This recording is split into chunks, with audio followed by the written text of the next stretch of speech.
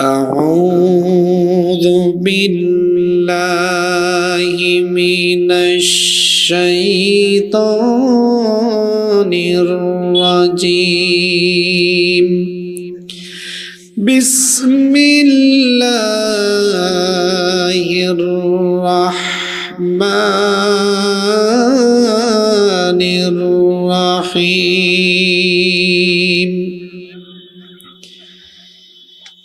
إذا السماء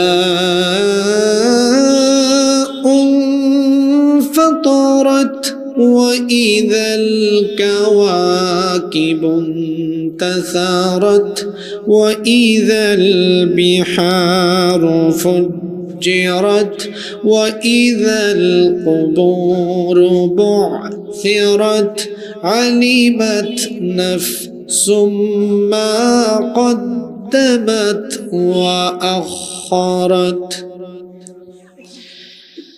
يا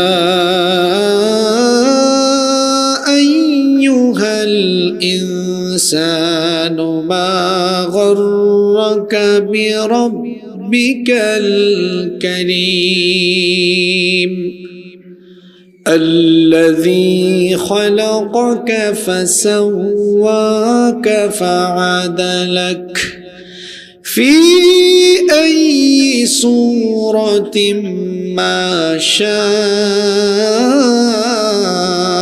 ركبك كلا بل تكذبون بالدين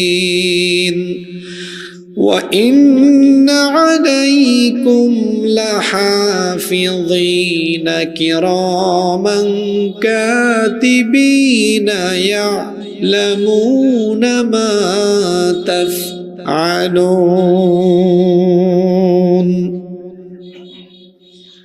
وقال تعالى في شان حبيبه إن الله وملائكته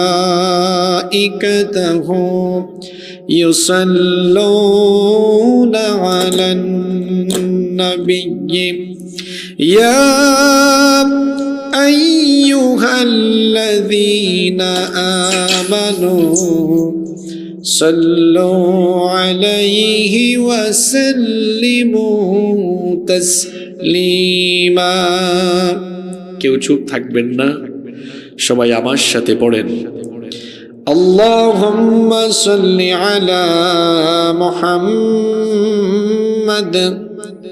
ওয়া আলা আলি মুহাম্মাদ কামা সাল্লাইতা আলা ইব্রাহিম ওয়া আলা আলি ইব্রাহিম ইন্নাকা হামিদুম مجيد اللهم بارك على محمد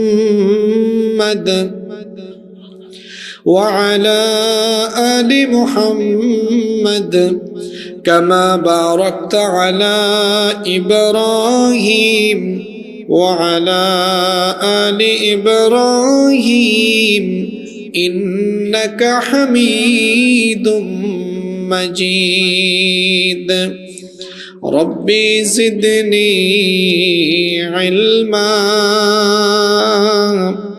ربي زدني علما رب اشرح لي صدري ويسر لي أمري واحلل عقدة من لساني يفقه قولي سبحانك لا علم لنا إلا ما علمتنا إنك أنت العليم الحكيم صدق الله العظيم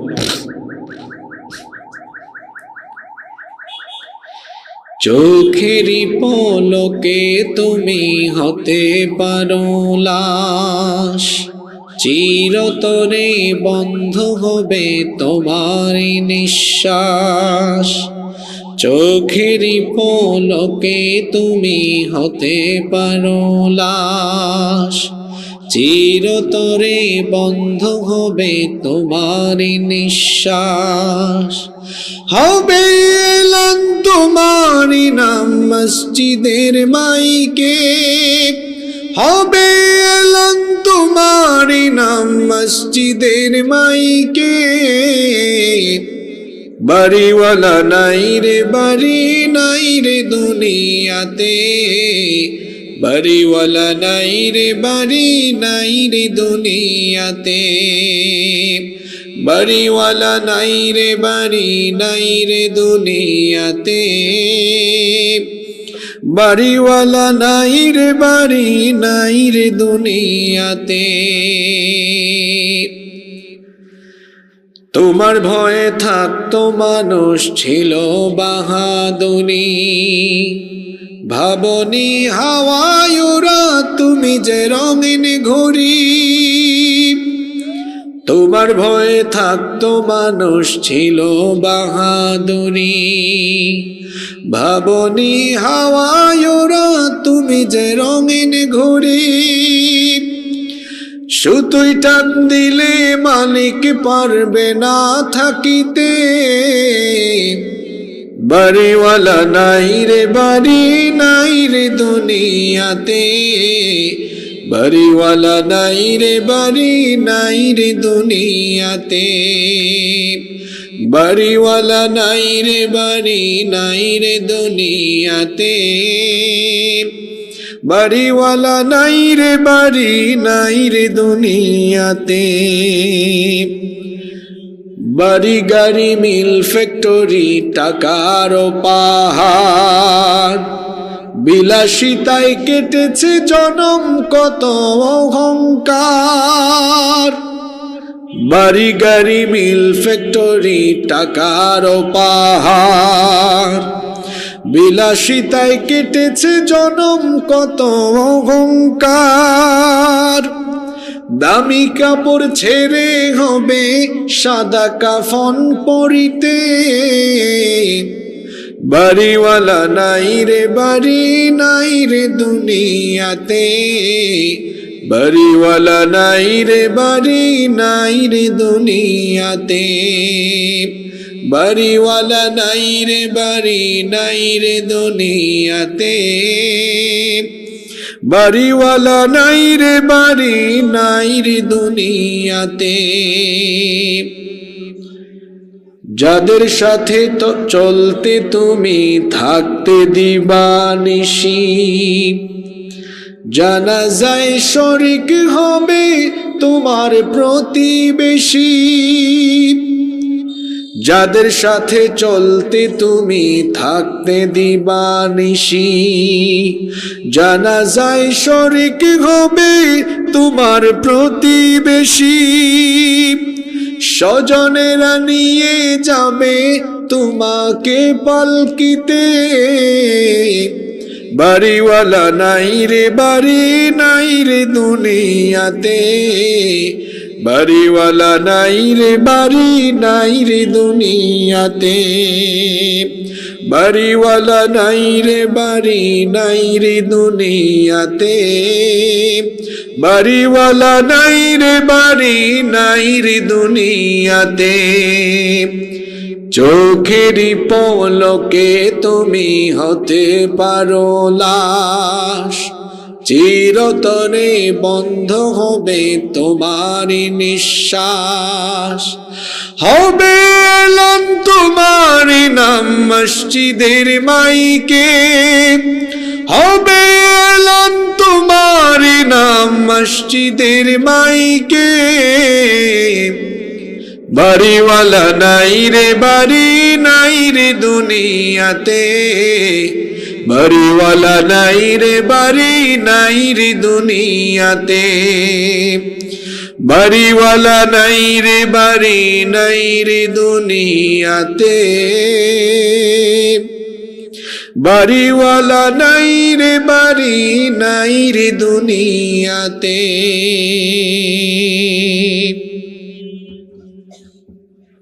বাংলাদেশের ঐতিহ্যবাহী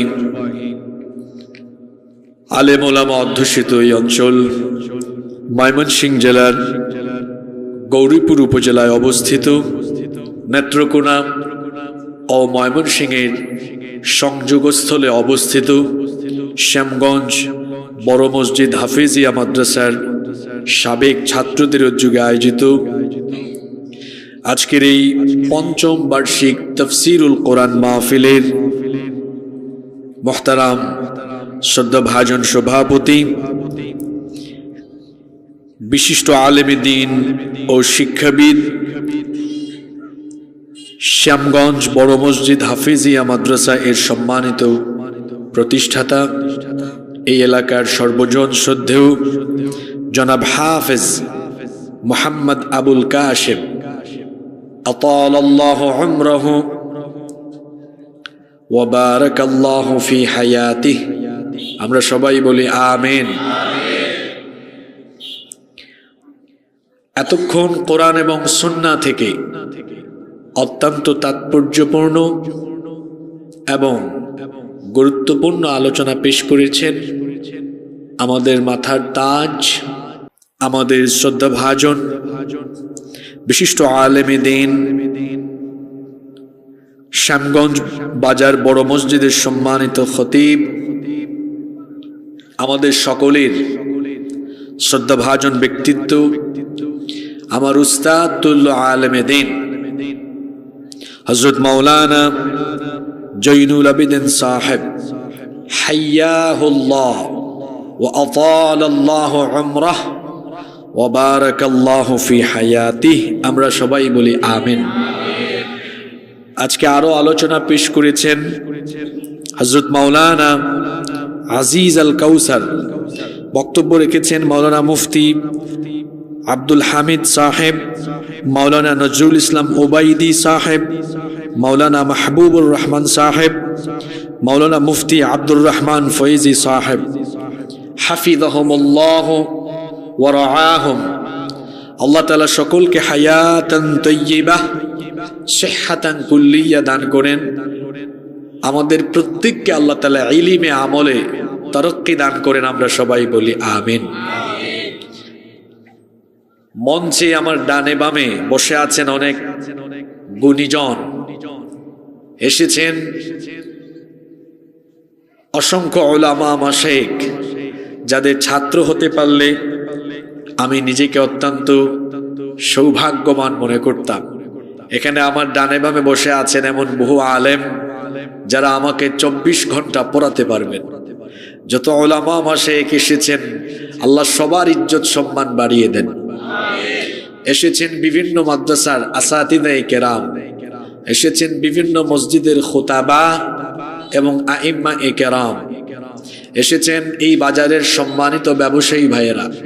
আমার সামনে বসে আছেন পিতৃতুল্য সম্মানিত মুরব্বিয়ানে ইযাম, যুগে যুগে আল্লাহর জমিনে আল্লাহর দ্বীন প্রতিষ্ঠায় যারা অগ্রসেনানীর ভূমিকা পালন করেছেন।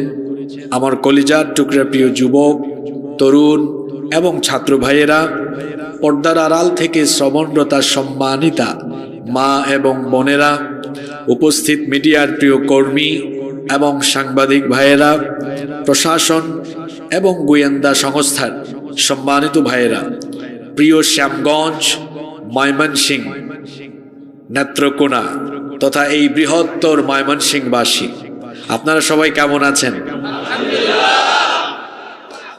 আমাকেও আপনারা জিজ্ঞেস করেছেন, এজন্য আপনাদের প্রতি শুকরিয়া এবং কৃতজ্ঞতা জ্ঞাপন করছি। আলহামদুলিল্লাহ আলা কুল্লি হাল ওয়া ফি কুল্লি মাকান। আলহামদুলিল্লাহ, মহান রব আমাকেও ভালো রেখেছেন, আমাদের সবাইকে সুস্থতার সাথে বাঁচিয়ে রেখে আজকের এই সুন্দর, বরকতময়, নান্দনিক এবং জান্নাতি এই আয়োজনে আমাদেরকে শামিল হওয়ার তৌফিক যিনি দান করেছেন, গলার আওয়াজ বড় করে সবাই বলেন তো তিনি কে? আল্লাহ।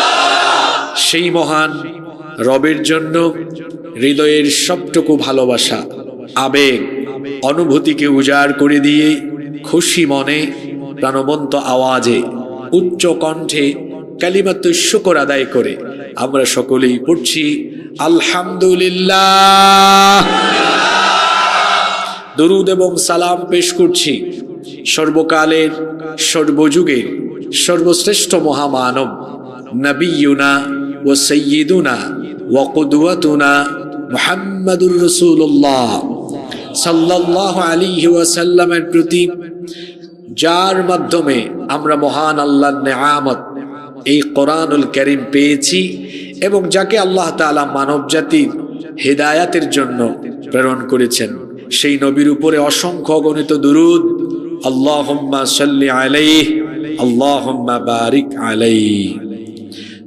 সম্মানিত উপস্থিতি, আমার প্রিয় ময়মনসিংহবাসী, আজকের এই মাহফিলে আসতে পেরে আপনারা খুশি না বেজার? অনেকে চুপচাপ থাকলেন, কিছু বললেন না। আমরা সবাই খুশি না বেজার? বেজার শুধু একজন, তার নাম হলো শয়তান। আর শয়তানের কিছু মুরিদও আছে যারা গান বাজনা ভালো পায়, যারা কনসার্ট ভালো পায়, কিন্তু কোরআনুল কারীমের মাহফিল ভালো লাগে না, সুযোগ পাইলে বন্ধ করে দেয়। অবশ্য শয়তানের এইসব খলিফা মুরিদদের আনাগোনা এখন কমেছে। আলহামদুলিল্লাহ পড়েন। ময়মনসিংহকে বলা হয় আলেম ওলামা অধ্যুষিত অঞ্চল। আমার বাড়ি সিলেটে। সিলেট হলো হযরত শাহজালাল রহমতুল্লাহ আলাইহির স্মৃতি বিজড়িত এলাকা। এই দেশটা হচ্ছে আলেম ওলামা পীর মাশায়েখদের আবাদ করা জমিন। আলেম ওলামা পীর মাশায়েখদের দ্বারা আবাদ করা এই জমিনে যাদের ইসলাম ভালো লাগে না, কোরআন ভালো লাগে না, আমাদের কোনো আপত্তি নাই। তারা 56,000 বর্গমাইল ছেলে, তাদের মন যেদিকে চায় সেদিকে তারা চলে যাক, কোনো অসুবিধা নাই। এই 56,000 বর্গমাইলে থাকতে হলে উলামা মাশায়েখ, আলেম উলামা এবং কোরআন আর ইসলামকে সাথে নিয়ে থাকতে হবে। যারা 15 বছর সুযোগ পাইলে আলেম ওলামাদেরকে জেলখানায় ঢুকিয়েছে, আলেম ওলামাদের উপর নির্যাতন করেছে, তাদেরকে এই দেশের মানুষেরা ভালোভাবেই মোকাবেলা করেছে। এদেশে কোরআন বিরোধীদের কোনো জায়গা হবে না ইনশাআল্লাহ। আমি আরো আনন্দিত হয়েছি আমাদের আজকের এই মাহফিলে আমাদের অনেক অমুসলিম ভাইয়েরাও হয়তো এসেছেন, এজন্য আমরা খুব আনন্দিত হয়েছি। তাদেরকে আমরা মোবারকবাদ জানাচ্ছি। আহলান ওয়া সাহলান ওয়া মারহাবান বিকুম জামিআ। আপনাদের সবাইকে আমরা ওয়েলকাম করছি এই কারণে, কারণ এই কোরআনে কারীম এটি সাম্প্রদায়িক কোনো কিতাব নয়, এটি সার্বজনীন কিতাব।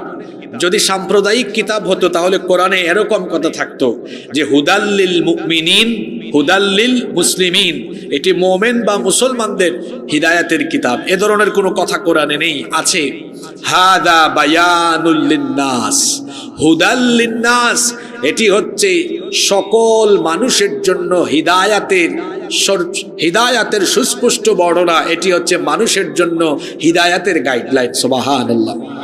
এজন্য আমাদের যে অমুসলিম ভাই বোনেরা শুনছেন তাদেরকে আমরা স্বাগত জানাই, কারণ এই কোরআন সকল মানুষের মুক্তির জন্য যিনি নাজিল করেছেন। গলার আওয়াজ বড় করে সবাই বলুন তো তিনি কে? সম্মানিত উপস্থিতি, সময় চলে যাচ্ছে, তাকে ফেরানো যাচ্ছে না। এজন্য আমরা অপ্রয়োজনীয় কথা বলে সময় নষ্ট করতে চাচ্ছি না। আমি আপনাদের সামনে কোরআনুল কারীমের 30তম পারায় অবস্থিত 82 নম্বর সূরাতুল ইনফিতারের বেশ কিছু আয়াত তেলাওয়াত করেছি। আজ আমি এই সূরা থেকে আপনাদের সামনে কিছু কথা তুলে ধরবার চেষ্টা করব ইনশাআল্লাহ। আমরা যেন পরিপূর্ণ মনোযোগের সাথে কোরআনে কারীমের প্রতি মনোনিবেশ করে হেদায়েতের উদ্দেশ্যে প্রতিটি কথা বলার এবং শোনার তৌফিক আল্লাহ যেন আমাদেরকে দান করেন, আমরা বলি আমিন। এই সূরা নিয়ে আলোচনা শুরু করবার আগে এই সূরার কিছু বেসিক ইনফরমেশন, প্রাইমারি ইনফরমেশন, প্রাথমিক কিছু তথ্য আপনাদের সাথে শেয়ার করছি। এখানে আয়োজক কমিটি বেশ কিছু পুরস্কারের ব্যবস্থা রেখেছেন। আমার আলোচনা যে টপিকের উপর হবে, এই টপিকের উপর ভিত্তি করে ছাত্রদেরকে 3টা প্রশ্ন করা হবে। তবে ছাত্রদেরকে আউট অফ সিলেবাস, অর্থাৎ আউট অফ টপিক, টপিকের বাইরেও কিছু প্রশ্ন করা হবে। আর আমজনতার জন্য সহজ সহজ কিছু প্রশ্ন আলোচনার ভেতর থেকে করা হবে। ছাত্রদের জন্য 3টা পুরস্কার আর বাকিদের জন্য 3টা পুরস্কার থাকবে ইনশাআল্লাহ। তবে প্রশ্নের সব উত্তর আলোচনার ভেতরেই থাকবে। এজন্য আলোচনায় যারা মনোযোগী হবে, ক্লাসে ভালো ছাত্ররা ক্লাস টেস্টে, ক্লাস পারফরমেন্সে ভালো নাম্বার পায়। কেন? কারণ তারা ক্লাসে মনোযোগী থাকে। আমি যতটুকু জানি, ময়মনসিংহ নেত্রকোনা এই অঞ্চলের মানুষ অত্যন্ত কোরআন প্রিয়, আলেম ওলামা প্রিয়, ইসলাম প্রিয়, এবং আপনারা খুব মনোযোগের সাথে কোরআনের আলোচনা শোনেন। আমি আশা করব আজকেও এর ব্যতিক্রম ঘটবে না। জোরে বলেন ইনশাআল্লাহ। আল্লাহ যেন মনোযোগের সাথে আমাদেরকে শুনবার তৌফিক দেন, বলেন আমিন। তো শুনুন, যে সূরা থেকে আমরা আলোচনা করছি, এই সূরার কিছু তথ্য শেয়ার করি। এই সূরাটি কোরআনে কারীমের শেষ পারা, অর্থাৎ 30 নম্বর পারায় অবস্থিত। সূরাটির নাম হচ্ছে সূরাতুল ইনফিতার। একবার কষ্ট করে আমার সাথে বলুন তো, সূরার নাম হলো সূরাতুল, এদিক থেকে আওয়াজ বড় কম হলো, সূরাতুল ইনফিতার। এই সূরাটি কোরআনের কত নাম্বার পারায়? 30 নম্বর পারায়। সূরার সিরিয়াল নাম্বার হলো 82। সিরিয়াল নাম্বার কত? কোরআনে কারীমের সূরাগুলো 2 ভাগে বিভক্ত। কিছু সূরাকে বলা হয় মাক্কিয়াহ, কিছু সূরাকে বলা হয় মাদানিয়াহ। যেগুলো হিজরতের আগে মক্কায় নাজিল হয়েছে সেগুলোকে বলা হয় মাক্কিয়া, আর যা হিজরতের পরে নাজিল হয়েছে সেগুলোকে বলা হয় মাদানিয়াহ। আজকের আলোচ্য এই সূরাটি মক্কাতুল মুকাররমায় নাজিল হয়েছে, এই জন্য সূরাটিকে বলা হয় সূরাতুল মাক্কিয়া। মাক্কি সূরার কিছু বৈশিষ্ট্য আছে। এখানে তাওহীদ, রিসালাত আর আখিরাতের বিষয়ে বেশি আলোচনা হয়, এবং এই সূরাগুলোতে ইয়া আইয়ুহান নাস বলে সম্বোধন করা হয়। মাক্কি সূরার বিশেষ কয়েকটা বৈশিষ্ট্য বললাম, একেবারে বেসিক কয়েকটা বৈশিষ্ট্য মাক্কি সূরায় পাওয়া যায়, তাওহীদ, রিসালাত এবং আখিরাত। আজকের এই সূরার রুকু সংখ্যা হলো 1, আয়াত সংখ্যা হলো 19। কি শুনলেন? একটু আমরা আদায় করে নেই। সবাই বলেন তো, আজকে কত নাম্বার পারার সূরা থেকে আলোচনা হচ্ছে? মাশাআল্লাহ। সূরার নাম সূরাতুল, এই সূরার সিরিয়াল নাম্বার, নাজিল হয়েছে মক্কায়, রুকু সংখ্যা, আয়াত সংখ্যা, মাশাআল্লাহ, আলহামদুলিল্লাহ। কি ভালো ছাত্র বসছে, চিন্তা করেছেন? এভাবে শেষ পর্যন্ত আল্লাহ মনোযোগ সহকারে শোনার তৌফিক দেন। এই সূরাটি কোরআনে কারীমের একটি বিশেষ তাৎপর্যপূর্ণ সূরা। এই সূরাটি কোরআনে কারীমের একটি অন্যতম তাৎপর্যবহ সূরা। এই সূরার ব্যাপারে আল্লাহর নবী বলেছেন, ইমাম আহমদ বিন হাম্বল রাহিমাহুল্লাহ তার মুসনাদের ভেতরে, এবং ইমাম তিরমিজি রাহিমাহুল্লাহ তার তিরমিজির ভেতরে হাদিস এনেছেন, আন ইবনে উমর রাদিয়াল্লাহু আনহুমা قال قال রাসূলুল্লাহ, আমরা সবাই বলি সাল্লাল্লাহু আলাইহি ওয়াসাল্লাম। আব্দুল্লাহ ইবনে উমর রাদিয়াল্লাহু আনহুমা হাদিসটি বর্ণনা করেছেন। তিনি বলেছেন, রাসূল করিম সাল্লাল্লাহু আলাইহি ওয়াসাল্লাম বলেছেন, মান সাররাহু আন ইয়ানজুরা ইলা ইয়াউমিল কিয়ামাতি কাআন্নাহু রা'য়ু আইন ফালইয়াকরা ইযাস শামসু কুওয়িরাত ওয়া ইযাস সামাউ ফাতারাত ওয়া ইযাস সামাউ শাক্কাত। আল্লাহ নবী বলেছেন, যেই ব্যক্তি তার নিজের চোখে কিয়ামতের চিত্র দেখতে চায়, যে ব্যক্তি কিয়ামতের চিত্র তার নিজের চক্ষু দিয়ে দেখতে চায়, সে যেন আল্লাহর কোরআনের 3টি সূরা, সূরা ইনফিতার, সূরা ইনশিকাক, সূরাতুত তাকবীর, এই সূরাগুলো ভালোভাবে অধ্যয়ন করে হৃদয়ঙ্গম উপলব্ধি করার চেষ্টা করে। কারণ এই সূরাগুলোর ভেতরে কিয়ামতের চিত্র যিনি তুলে ধরেছেন তিনি কে? তাহলে বোঝা গেল যে তিনটি সূরায় কিয়ামতের পিকচার, কিয়ামতের ছবি, কিয়ামতের দৃশ্য দৃশ্যায়িত করা হয়েছে। তার মধ্যে একটি অন্যতম সূরা হলো সূরাতুল ইনফিতার। এই সূরার মাওদু কি? মাওদুউস সূরা, অর্থাৎ এই সূরার সেন্ট্রাল থিম, কেন্দ্রীয় আলোচ্য বিষয় কি? এই সূরার কেন্দ্রীয় আলোচ্য বিষয় হলো আখিরাত, কিয়ামত।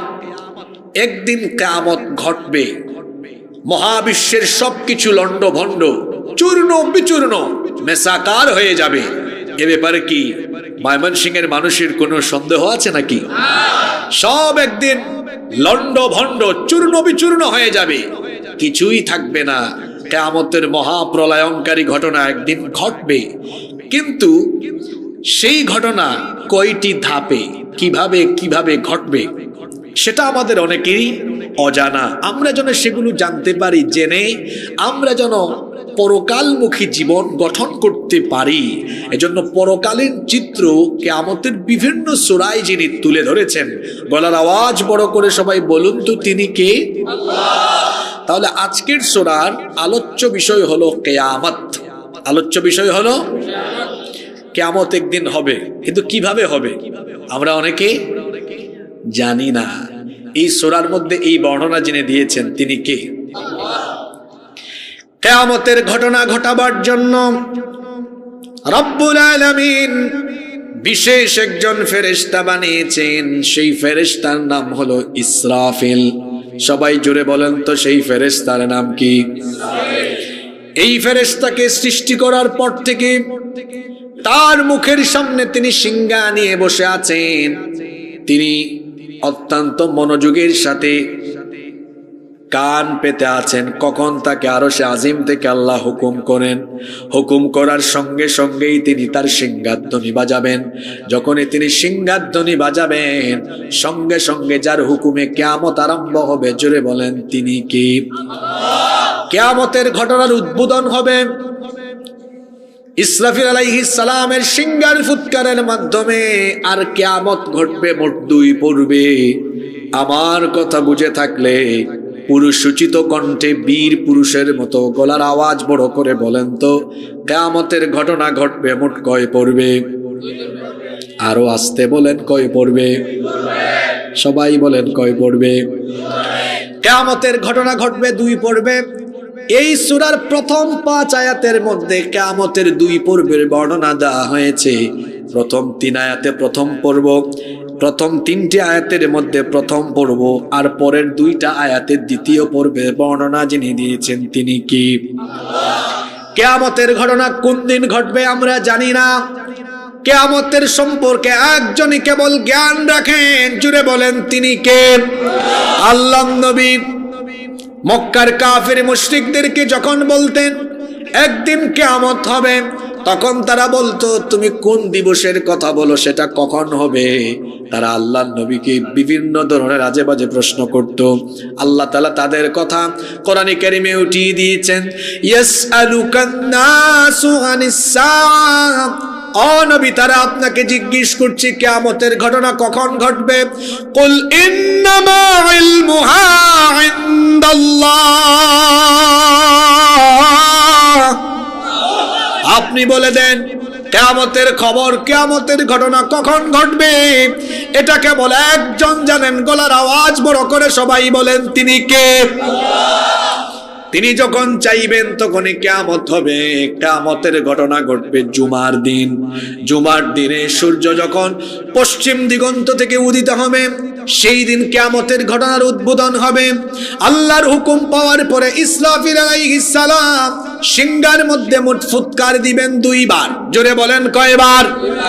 প্রথমবার তিনি যখন সিংহায় ফুৎকার দিবেন, প্রথম সিংহার ফুৎকারের পরে এই বিকট আওয়াজে, ভয়াবহ এই আওয়াজে, তখন অবস্থা এমন হবে যারা তখন বেঁচে থাকবে, কিয়ামত তো নিকৃষ্ট চরিত্রের লোকদের উপর আপতিত হবে। এই বিকট আওয়াজে তাদের কানের পর্দা ফেটে গিয়ে তারা সবাই মরে যাবে। আসমান আর জমিন সবকিছু তখন ধ্বংস হয়ে যাবে। এজন্য আল্লাহ সূরা জুমারের মধ্যে বলেছেন, ওয়ানুফিখা ফিস সূরি ফাসাইকা মান ফিস সামাওয়াতি ওয়া মান ফিল আরদি ইল্লা মান শাআল্লাহ।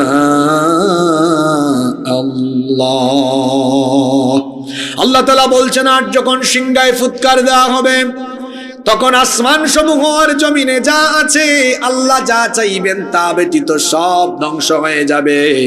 এই বিরাট আসমান, বিরাট জমিন, মাথা উঁচু করলে আমরা নীল দিগন্তের বিশাল আসমান দেখি। পায়ের তলায় সুবেষ্টিত এই জমিন সবকিছু উলট পালট হয়ে যাবে, লন্ড ভন্ড চূর্ণ বিচূর্ণ মেসাকার হয়ে যাবে। এই সূরার প্রথম 3 আয়াতে আল্লাহ কিয়ামতের প্রথম পর্বের বর্ণনা দিয়েছেন। একটু উপলব্ধি করার চেষ্টা করেন ইসরাফিলের সিংহার ফুৎকার কত বিকট এবং কত ভয়াবহ হতে পারে। প্রথম সিংহার ফুৎকারের পরে আল্লাহ বলছেন, ইদাস সামাউন ফাতারাত, যখন আসমান দীর্ণ বিদীর্ণ হয়ে যাবে, আসমান যখন ফেটে যাবে। একটু সবাই বলেন তো, আমাদের মাথার উপরে যে আসমান আছে, এই আসমান যিনি বানিয়েছেন তিনি কে? এই যে মাথার উপরে আসমান আছে, দেখেন আসমান আমাদের মাথার উপরে শূন্যের উপরে ঝুলে আছে। এই যে বিশাল এই প্যান্ডেল, এই প্যান্ডেলকে দাঁড় করাতে এখানে অসংখ্য পিলারের দরকার হয়েছে। তাকায়া দেখেন তো আসমানের দিকে, সুবিশাল এই আসমানকে আল্লাহ তাআলা মাথার উপরে সেট করেছেন। কোন পিলার বা খুঁটি আছে নাকি? আসতে বলবেন না, জুড়ে বলেন, পিলার বা খুঁটি আছে নাকি? রব্বুল আলামিন কোরআনে কারীমের 13 নম্বর সূরা সূরাতুর রা'দের 2 নম্বর আয়াতে বলছেন, আল্লাহুল্লাযী রাফা'আস সামাওয়াতি বিগাইরি আমাদিন তারাওনাহা সুম্মা ইসতাওয়া আলাল আরশ। তোমাদের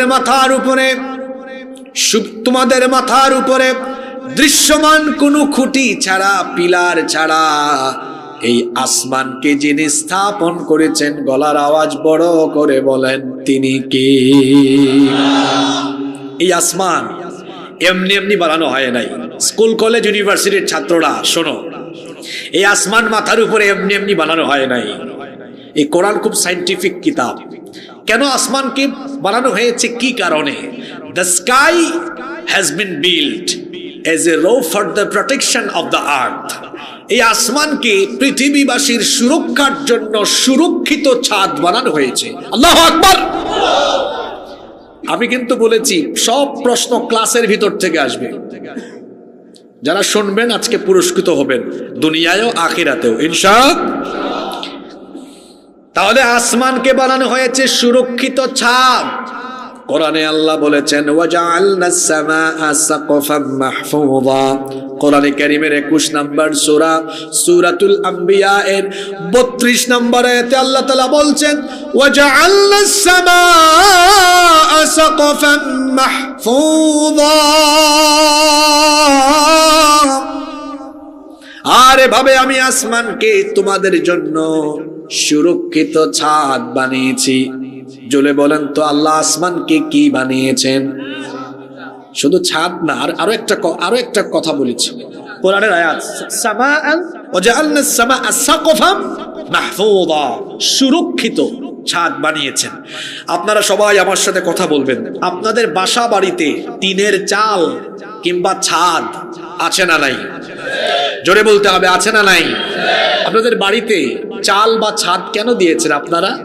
যাতে করে এই শীতকালে রাতের বেলা ঘরের ভেতরে কুয়াশা না পড়ে, গ্রীষ্মকালে যেন রোদ না লাগে, বর্ষাকালে যেন বৃষ্টি না পড়ে। অর্থাৎ এই বাড়িতে যারা বসবাস করে তাদের সেফটি, সিকিউরিটি আর প্রোটেকশনের জন্যই তো বাড়ির উপরে চাল বা ছাদ দেওয়া হয়। চাল বা ছাদ না দেওয়া হলে এই বাড়ি বসবাসের উপযোগী থাকতে পারে। তাহলে একটি বাড়িকে বসবাসের উপযোগী বানানোর জন্য বাড়ির উপরে চাল বা ছাদ দেওয়া হয়। তা আমাদের এই মাথার উপরে গোটা পৃথিবীবাসীকে সুরক্ষিত রাখার জন্য আসমান তো আল্লাহ এমনি এমনি বানান নাই। মহান আল্লাহ কোরআনে বলছেন, এই আসমানকে তোমাদের বসবাসের উপযোগী করার জন্য, পৃথিবীকে বসবাসের উপযোগী করার জন্য আসমানকে আমি সুরক্ষিত ছাদ বানিয়েছি। সুবহানাল্লাহ পড়তে ইচ্ছে করে না?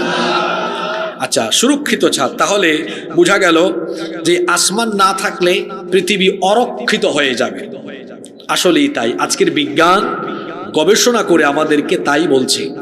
এই যে পৃথিবীর উপরিস্থিত বায়ুমণ্ডলে অসংখ্য উল্কাপিণ্ড আছে, এই উল্কা যদি জমিনে কোনো একটা উল্কা একবার পড়তে পারে, মানুষ তো দূরে থাক, পশু পাখি জীবজন্তু উদ্ভিদ যা আছে সবকিছু জ্বলে পুড়ে ছারখার হয়ে যেত। আল্লাহ তাআলা কি সুন্দর ব্যবস্থাপনা করলেন,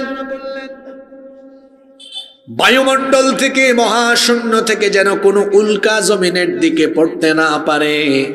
কোনো একটা উল্কা জমিনে পতিত হয়ে যেন এই পৃথিবী জ্বলে পুড়ে ছাই হয়ে না যায়, পৃথিবী যেন বসবাসের অনুপযোগী হয়ে না যায়। এজন্য আল্লাহ বলছেন, ওয়াজআলনাস সামাআ সাকফাম মাহফুযা, আসমানকে আমি তোমাদের জন্য সুরক্ষিত ছাদ বানিয়ে দিয়েছি। এই আসমান একটাও নয়, আল্লাহ তাআলা কোরআনে কারীমে বলেছেন, আল্লাযী খালাকাস সাবআ সামাওয়াতিন তিবাকা, তিনি 7 আসমান স্তরে স্তরে সাজিয়েছেন। ইসরাফিল আলাইহিস সালামের সিংহার সেই ফুৎকার কতটা বিকট হলে পড়ে 7 আসমান একটার উপর আরেকটা, একটার উপর আরেকটা, একটার উপর আরেকটা ঠাস ঠাস করে পড়ে যেতে থাকবে। আল্লাহ তাআলা কোরআনে কারীমে বলেছেন, ইয়াউমা নাতফিস সামাআ কাতাইয়িস সিজিল্লি লিল কুতুব, কিতাবের পৃষ্ঠাকে যেমনি ভাবে গুটিয়ে ফেলা হয়, আসমানকে ঠিক তেমনি ভাবে গুটিয়ে ফেলবেন যিনি, তিনি কে? আচ্ছা, আমি একটু 30 সেকেন্ড সময় দেই। যারা উঠাউঠি করে এখানে সহ, এখান থেকেও কয়েকজন উঠে উঠে যায়, 30 সেকেন্ড সময় দিলাম, উঠে চলে যান। বক্কর সক্কর হাজার হাজার শ্রোতার আমার দরকার নেই, আমার অ্যাক্টিভ কিছু শ্রোতা দরকার। মানুষকে কষ্ট দিয়ে নাই যে কাঁধ ডিঙায়া যান, জুতা টুতা মানুষের নাকের সামনে দিয়া না নিয়ে যান, এটা কষ্ট হয়। আমি 30 সেকেন্ড সময় দিলাম, কিচ্ছু বলবো না, উঠেন, তাড়াতাড়ি ভাগেন, কারণ শয়তান আপনাদেরকে খুঁচাইয়া বড় মজা পায়। 30 সেকেন্ড টাইম দিলাম, এটা আমি প্রতিদিনই করি। ক্লাসের ভালো ছাত্র ক্লাস শেষ না করে কোনোদিনও তার ক্লাস থেকে উঠে না। যান, 30 সেকেন্ড সময় দিলাম। কুত শ্রোতা আছে, এরা ভাগুক। এরা কেউ আসছে হুজুরের চেহারা দেখতে, কেউ আসছে কণ্ঠ শুনতে, আর যারা শেষ পর্যন্ত থাকবার নিয়তে এসেছে, এরা এসেছে হৃদয়ের খোরাক নিয়ে যেতে। আমার ওই খোরাকওয়ালা মানুষ দরকার, বক্কর সক্কর দরকার নাই। এরা হচ্ছে আবর্জনার মতো। কিসের মতো? আমি একটু স্ট্রেট ফরওয়ার্ড কথাবার্তা বলি, এরকমই বলা দরকার। যেটা বলবেন স্পষ্ট করে বলবেন, দুর্বুদ্ধ করে না, যাতে করে বোঝা যায়। ঠিক আছে, 30 সেকেন্ড শেষ হলো। আমরা আর কেউ উঠাউঠি করে মানুষকে কষ্ট দিব না। রাজি আছেন তো? আল্লাহ তাআলা বলছেন, ইসরাফিলের প্রথম সিংহার ফুৎকারের পর 7 আসমান একটার উপর আর একটা ঠাস ঠাস করে পড়ে যেতে থাকবে। একটু হৃদয় দিয়ে উপলব্ধি করার চেষ্টা করুন, কতটা বিকট আওয়াজ হলে পড়ে একটা আসমানের উপর আর একটা আসমান ঠাস ঠাস করে পড়ে যায়। এরপরে আল্লাহ বলছেন, শুধু তাই নয়, ওয়া ইদাল কাওয়াকিবুন তাফারাত, তারকাগুলো বিক্ষিপ্ত হয়ে খসে খসে পড়ে যেতে থাকবে। রব্বুল আলামিন সূরা তাকবীরের মধ্যে বলছেন, ইদাশ শামসু কুওয়িরাত ওয়া ইদান নুজুমু কাদারাত ওয়া ইদাল জিবালু সুয়িরাত। যখন সূর্য গুটিয়ে ফেলা হবে, যখন তারকাগুলো বিক্ষিপ্ত হয়ে পড়ে যেতে থাকবে, আল্লাহ অন্য আয়াতে বলেছেন ফাইদা বারিকাল বাসার ওয়া খাসাফাল কমারু ওয়া জুমিআশ শামসু ওয়াল কমার ইয়াকুলুল ইনসানু ইয়াওমাইযিন আইনাল মাফার। যখন মানুষের চক্ষু বিস্ফোরিত হয়ে যাবে, ফাইদা বারিকাল বাসার ওয়া খাসাফাল কমার, চাঁদ পর্যন্ত টুকরা টুকরা হয়ে যাবে, সূর্য আর চাঁদ আলোহীন হয়ে একাকার হয়ে যাবে, তারকাগুলো খসে খসে পড়ে যেতে থাকবে। এই যে তারকা আছে মহাশূন্যে, অনেক তারকা আছে যা এখনো পৃথিবীর মানুষও দেখে নাই, যে তারকার আলো এখনো দুনিয়ায় আসতে পারে না, এমন বহু তারকা মহাশূন্যে যিনি সৃষ্টি করেছেন। গলার আওয়াজ বড় করে সবাই বলেন তিনি কে? সূর্য পৃথিবীর চাইতে 13 লক্ষ গুণ বড়। তার মানে 13 লক্ষ পৃথিবীকে সূর্যের ভেতরে ভরে দেওয়া যাবে। যে সূর্য পৃথিবীর চাইতে 13 লক্ষ গুণ বড়, তার চাইতে এক একটা তারকা ছোট না বড়? কিন্তু সন্ধ্যার পরে যে তারকা আমরা আকাশে দেখি, এগুলো দেখতে ছোট ছোট দেখা যায়। আসলে বড় কোনো বস্তু যখন উপরে উঠে তখন সেটাকে দেখতে ক্ষুদ্র লাগে। এয়ারপোর্টে দেখবেন রানওয়েতে যখন বিমান নামে এটাকে অনেক বড় দেখা যায়, যখন 40,000 50,000 ফুট উপরে উঠে তখন এটাকে খুব ছোট দেখা যায়। এই তারকাগুলোকে আমরা ছোট দেখি কেন? কারণ এগুলো অনেক দূরে। সূর্যই তো হলো পৃথিবীর চাইতে 15 কোটি কিলোমিটার দূরে। আল্লাহু আকবার।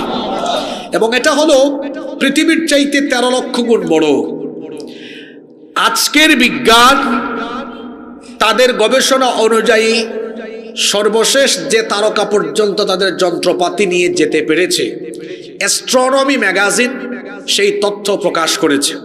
অ্যাস্ট্রোনমি ম্যাগাজিনে তথ্য প্রকাশিত হয়েছে যে আধুনিক বিজ্ঞান তাদের যন্ত্রপাতি, তাদের আবিষ্কার দ্বারা সর্বশেষ যে তারকা পর্যন্ত পৌঁছাতে পেরেছে সেটার নাম হলো ওয়াইইউ স্কুটি, যেটা সূর্যের চাইতে আরো 500 কোটি গুণ বড়। বুঝছেন কথা? কত গুণ? সূর্য পৃথিবীর চেয়ে কত লক্ষ গুণ বড়। আর এই সূর্যের চাইতে বিজ্ঞানীরা তো এখনো সব জানতে পারে নাই, যতটুকু গিয়েছে আর কি এখন পর্যন্ত। ওই তারকা হলো সূর্যের চাইতে আরো 500 কোটি গুণ।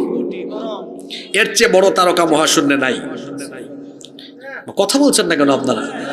এর চেয়ে বড় তারকা নাই মহাশূন্যে। অসংখ্য অগণিত গ্যালাক্সি রয়েছে। এই গ্যালাক্সির ভেতরে কোটি কোটি বিলিয়ন তারকা রয়েছে। এমন বহু তারকা আছে যেগুলোর আলো এখনো পৃথিবী পর্যন্ত আসেও নাই, বিজ্ঞান তো ওখানে এখনো যেতেও পারে নাই। এরকম কোটি কোটি বিলিয়ন তারকা ইসরাফিলের এক সিঙ্গার ফুৎকারে ছিন্ন বিচ্ছিন্ন হয়ে ছিটকে ছিটকে চতুর্দিকে পড়ে যাবে। আল্লাহু আকবার। বুঝতেছেন কিয়ামত কি ভয়ঙ্কর দৃশ্যের অবতারণা হবে? আসমান একটাও আছে না নাই? থাকবে তারকা নাই। ওয়াইদাল বিহারু ফুজ্জিরাত, সাগরকে ফাটিয়ে দেওয়া হবে, সাগর ফেটে যাবে। ঠিক এর আগের সূরায় আল্লাহ বলছেন ওয়াইদাল বিহারু সুজ্জিরাত, আর সাগরে আগুন লাগিয়ে দেওয়া হবে। দেখেন তো, এই সূরায় বলা হলো ফুজ্জিরাত ফেটে যাবে, আগের সূরায় সুজ্জিরাত। একটা হলো সুজ্জিরাত আর একটা ফুজ্জিরাত। এক সূরায় বলা হয়েছে সাগর ফেটে যাবে, আরেক সূরায় বলা হয়েছে সাগরে আগুন লেগে যাবে। কথা বুঝে থাকলে বলেন কথা একরকম না দুই রকম? কোরআন বুঝার একটা মজা হলো কোরআনের এক আয়াতের তাফসীর পাওয়া যায় অন্য আয়াতে। আজকে যারা সায়েন্স ডিপার্টমেন্টে পড়াশোনা করে, ভাই দেখেন আল্লাহর কোরআন কত সায়েন্টিফিক। আমরা তো অনেকে মনে করেছি এটা মনে হয় ঝাড়ফুকের কিতাব, তাবিজের কিতাব, মুল্লা মৌলভীদের কিতাব। এটা হলো জ্ঞান, বিজ্ঞান, হিকমত আর হেদায়াত দ্বারা পরিপূর্ণ এক কিতাব। আল্লাহু আকবার। কি সায়েন্টিফিক কথা বলা হয়েছে। এক আয়াতে বলা হয়েছে সাগর ফেটে যাবে, আরেক আয়াতে সাগরে আগুন আজকে বিজ্ঞান দ্বারা এটা প্রমাণিত। আসলে ইসরাফিল আলাইহিস সালামের সিংহার ফুৎকারের মাধ্যমে তাম দুনিয়া একসাথে কেঁপে উঠবে, একটি বিরাট এবং ভয়াবহ ভূমিকম্প হবে, যে ভূমিকম্পের মাত্রা রিক্টার স্কেল দিয়ে নির্ণয় করা যাবে না। এখন পৃথিবীতে কোনো দেশে ভূমিকম্প হলে অন্য দেশে হয় না, কিন্তু ইসরাফিল আলাইহিস সালাম আল্লাহর হুকুম পাওয়ার পরে যখন প্রথমবার সিংহায় ফুৎকার দিবেন, তাম পৃথিবী একসাথে কেঁপে উঠবে। আল্লাহু আকবার। ভূমিকম্পের নামে আল্লাহ কোরআনে কারিমে একটা সূরাও দিয়েছেন, সেই সূরার নাম হলো সূরাতু জিলজাল। সেই সূরা আল্লাহ এভাবে শুরু করলেন, ইযা যুলজিলাতিল আরদু জিলজালাহা, যখন পৃথিবীকে প্রবলভাবে প্রকম্পিত করা হবে। ইসরাফিল আলাইহিস সালামের সিংহার ফুৎকারের কারণে বিশাল বিশাল টাওয়ার মাটির সাথে মিশে যাবে। আকাশের দিকে মাথা উঁচু করে দাঁড়িয়ে থাকা বিরাট বিরাট পাহাড়গুলোর অবস্থা কেমন হবে? আল্লাহ সূরা মুজাম্মিলের 10 নম্বর আয়াতে বলছেন, ইয়াউমা তারজুফুল আরদু ওয়াল জিবালু ওয়া কানাতিল জিবালু কাসীবাম মাহিলা। যখন পাহাড় সহ পৃথিবীকে প্রবলভাবে প্রকম্পিত করা হবে, পাহাড় তখন ধুলা বালুর মতো উড়ে যাবে। আল্লাহ সূরা কারিয়ার মধ্যে বলেছেন, ওয়া তাকুনুল জিবালু কালাহিনিল মানফুশ, ধুনা তুলার মতো পাহাড়গুলো উড়ে যেতে থাকবে। ইসরাফিল আলাইহিস সালামের সিংহার ফুৎকারে পৃথিবী যখন কেঁপে উঠবে, এই পৃথিবীতে ফাটল দেখা দিবে, এমনকি সাগরের ভূ অভ্যন্তর ফেটে যাবে। সাগরের তলদেশ ফেটে যখন যাবে, সাগরের তলদেশ ফেটে যাওয়ার কারণে সাগরের পানি তখন ভূ অভ্যন্তরে নেমে যাবে। যারা মেরিন সায়েন্স, সমুদ্র বিজ্ঞান নিয়ে পড়াশোনা গবেষণা করেছেন তারা জানেন, সাগরের তলদেশে ভূগর্ভে সেখানে আছে উত্তপ্ত লাভা, আগ্নেয়গিরি, যেখানে উত্তপ্ত লাভা টকবক টকবক করছে। ইসরাফিল আলাইহিস সালামের সিংহার ফুৎকারের কারণে সাগরের তলদেশের মাটি এভাবে সরে যাবে, ফেটে যাবে, সাগরের পানি নিচের দিকে নেমে যাবে, যেখানে আছে উত্তপ্ত লাভা আর আগ্নেয়গিরি। বিজ্ঞান নিয়ে যারা পড়াশোনা করেছেন তারা জানেন পানির মৌলিক উপাদান হলো 2টা, অক্সিজেন এবং হাইড্রোজেন। সেই দিন পানি যখন সাগরের অভ্যন্তর ফেটে গিয়ে উত্তপ্ত লাভা বা আগ্নেয়গিরির সাথে মিশে যাবে, তখন পানি তার মূল উপাদান অর্থাৎ হাইড্রোজেন আর অক্সিজেন দুটা যখন মিলিত হয়ে যাবে, একটা নিজেই জ্বলে আরেকটা জ্বালাতে সাহায্য করে। পানি যখন তার মূল উপাদানে সেদিন ফিরে যাবে, সাগরের বুকে সেদিন ইসরাফিলের সিংহার ফুৎকারের পরে দাউ দাউ করে আগুন জ্বলে উঠবে। আল্লাহু আকবার। কি এক ভয়াবহ পরিস্থিতির অবতারণা হবে! আল্লাহ তাআলা কিয়ামতের প্রথম পর্বের কথা বলছেন। ইসরাফিল যখন সিংহায় ফুৎকারে দিবেন, ইদাস সামাউন ফাতারাত, আসমান ফেটে যাবে, দীর্ণ বিদীর্ণ হয়ে যাবে। ওয়া ইদাল কাওয়াকিবুন তাফারাত, তারকা বিক্ষিপ্ত হয়ে চতুর্দিকে খসে খসে পড়ে যেতে থাকবে। এরপরে আল্লাহ বলছেন, ওয়া ইদাল বিহারু ফুজ্জারাত, সাগর এর তলদেশ ফেটে গিয়ে সাগরের পানি ভূ অভ্যন্তরে নেমে গিয়ে সাগরের মধ্যে দাউ দাউ করে আগুন জ্বলে উঠবে। কিছুই থাকবে না, সবকিছু লন্ডভন্ড চূর্ণ বিচূর্ণ মেসাকার হয়ে যাবে। এজন্য আল্লাহ তাআলা বলেছেন, কুল্লু মান আলাইহা ফান ويبقى وجه ربك ذو الجلال والإكرام। কিছুই থাকবে না, সবকিছু ফান হয়ে যাবে, ক্ষয় হয়ে যাবে, লয় হয়ে যাবে। কেবলমাত্র যিনি অবশিষ্ট থাকবেন, গলার আওয়াজ বড় করে সবাই বলেন, তিনি কে? কিয়ামতের প্রথম পর্বে ইসরাফিল আলাইহিস সালামের প্রথম সিংহার ফুৎকারের পরে সব মানুষ শেষ, আসমান শেষ, জমিন শেষ, সব কিছু ধ্বংস হয়ে যাবে। আল্লাহ তাআলা এবার ইসরাফিলকে বলবেন, ইসরাফিল তুমি আবার দ্বিতীয়বার সিংহায় ফুৎকার দিয়ে তোমার দায়িত্ব তুমি শেষ করো। ইসরাফিল আলাইহিস সালাম এবার দ্বিতীয়বার সিংহায় যখন ফুৎকার দিবেন তখন কিয়ামতের দ্বিতীয় পর্ব আরম্ভ হবে। তিনি যখন দ্বিতীয়বার সিংহায় ফুৎকার দিবেন তখন অবস্থা কি হবে?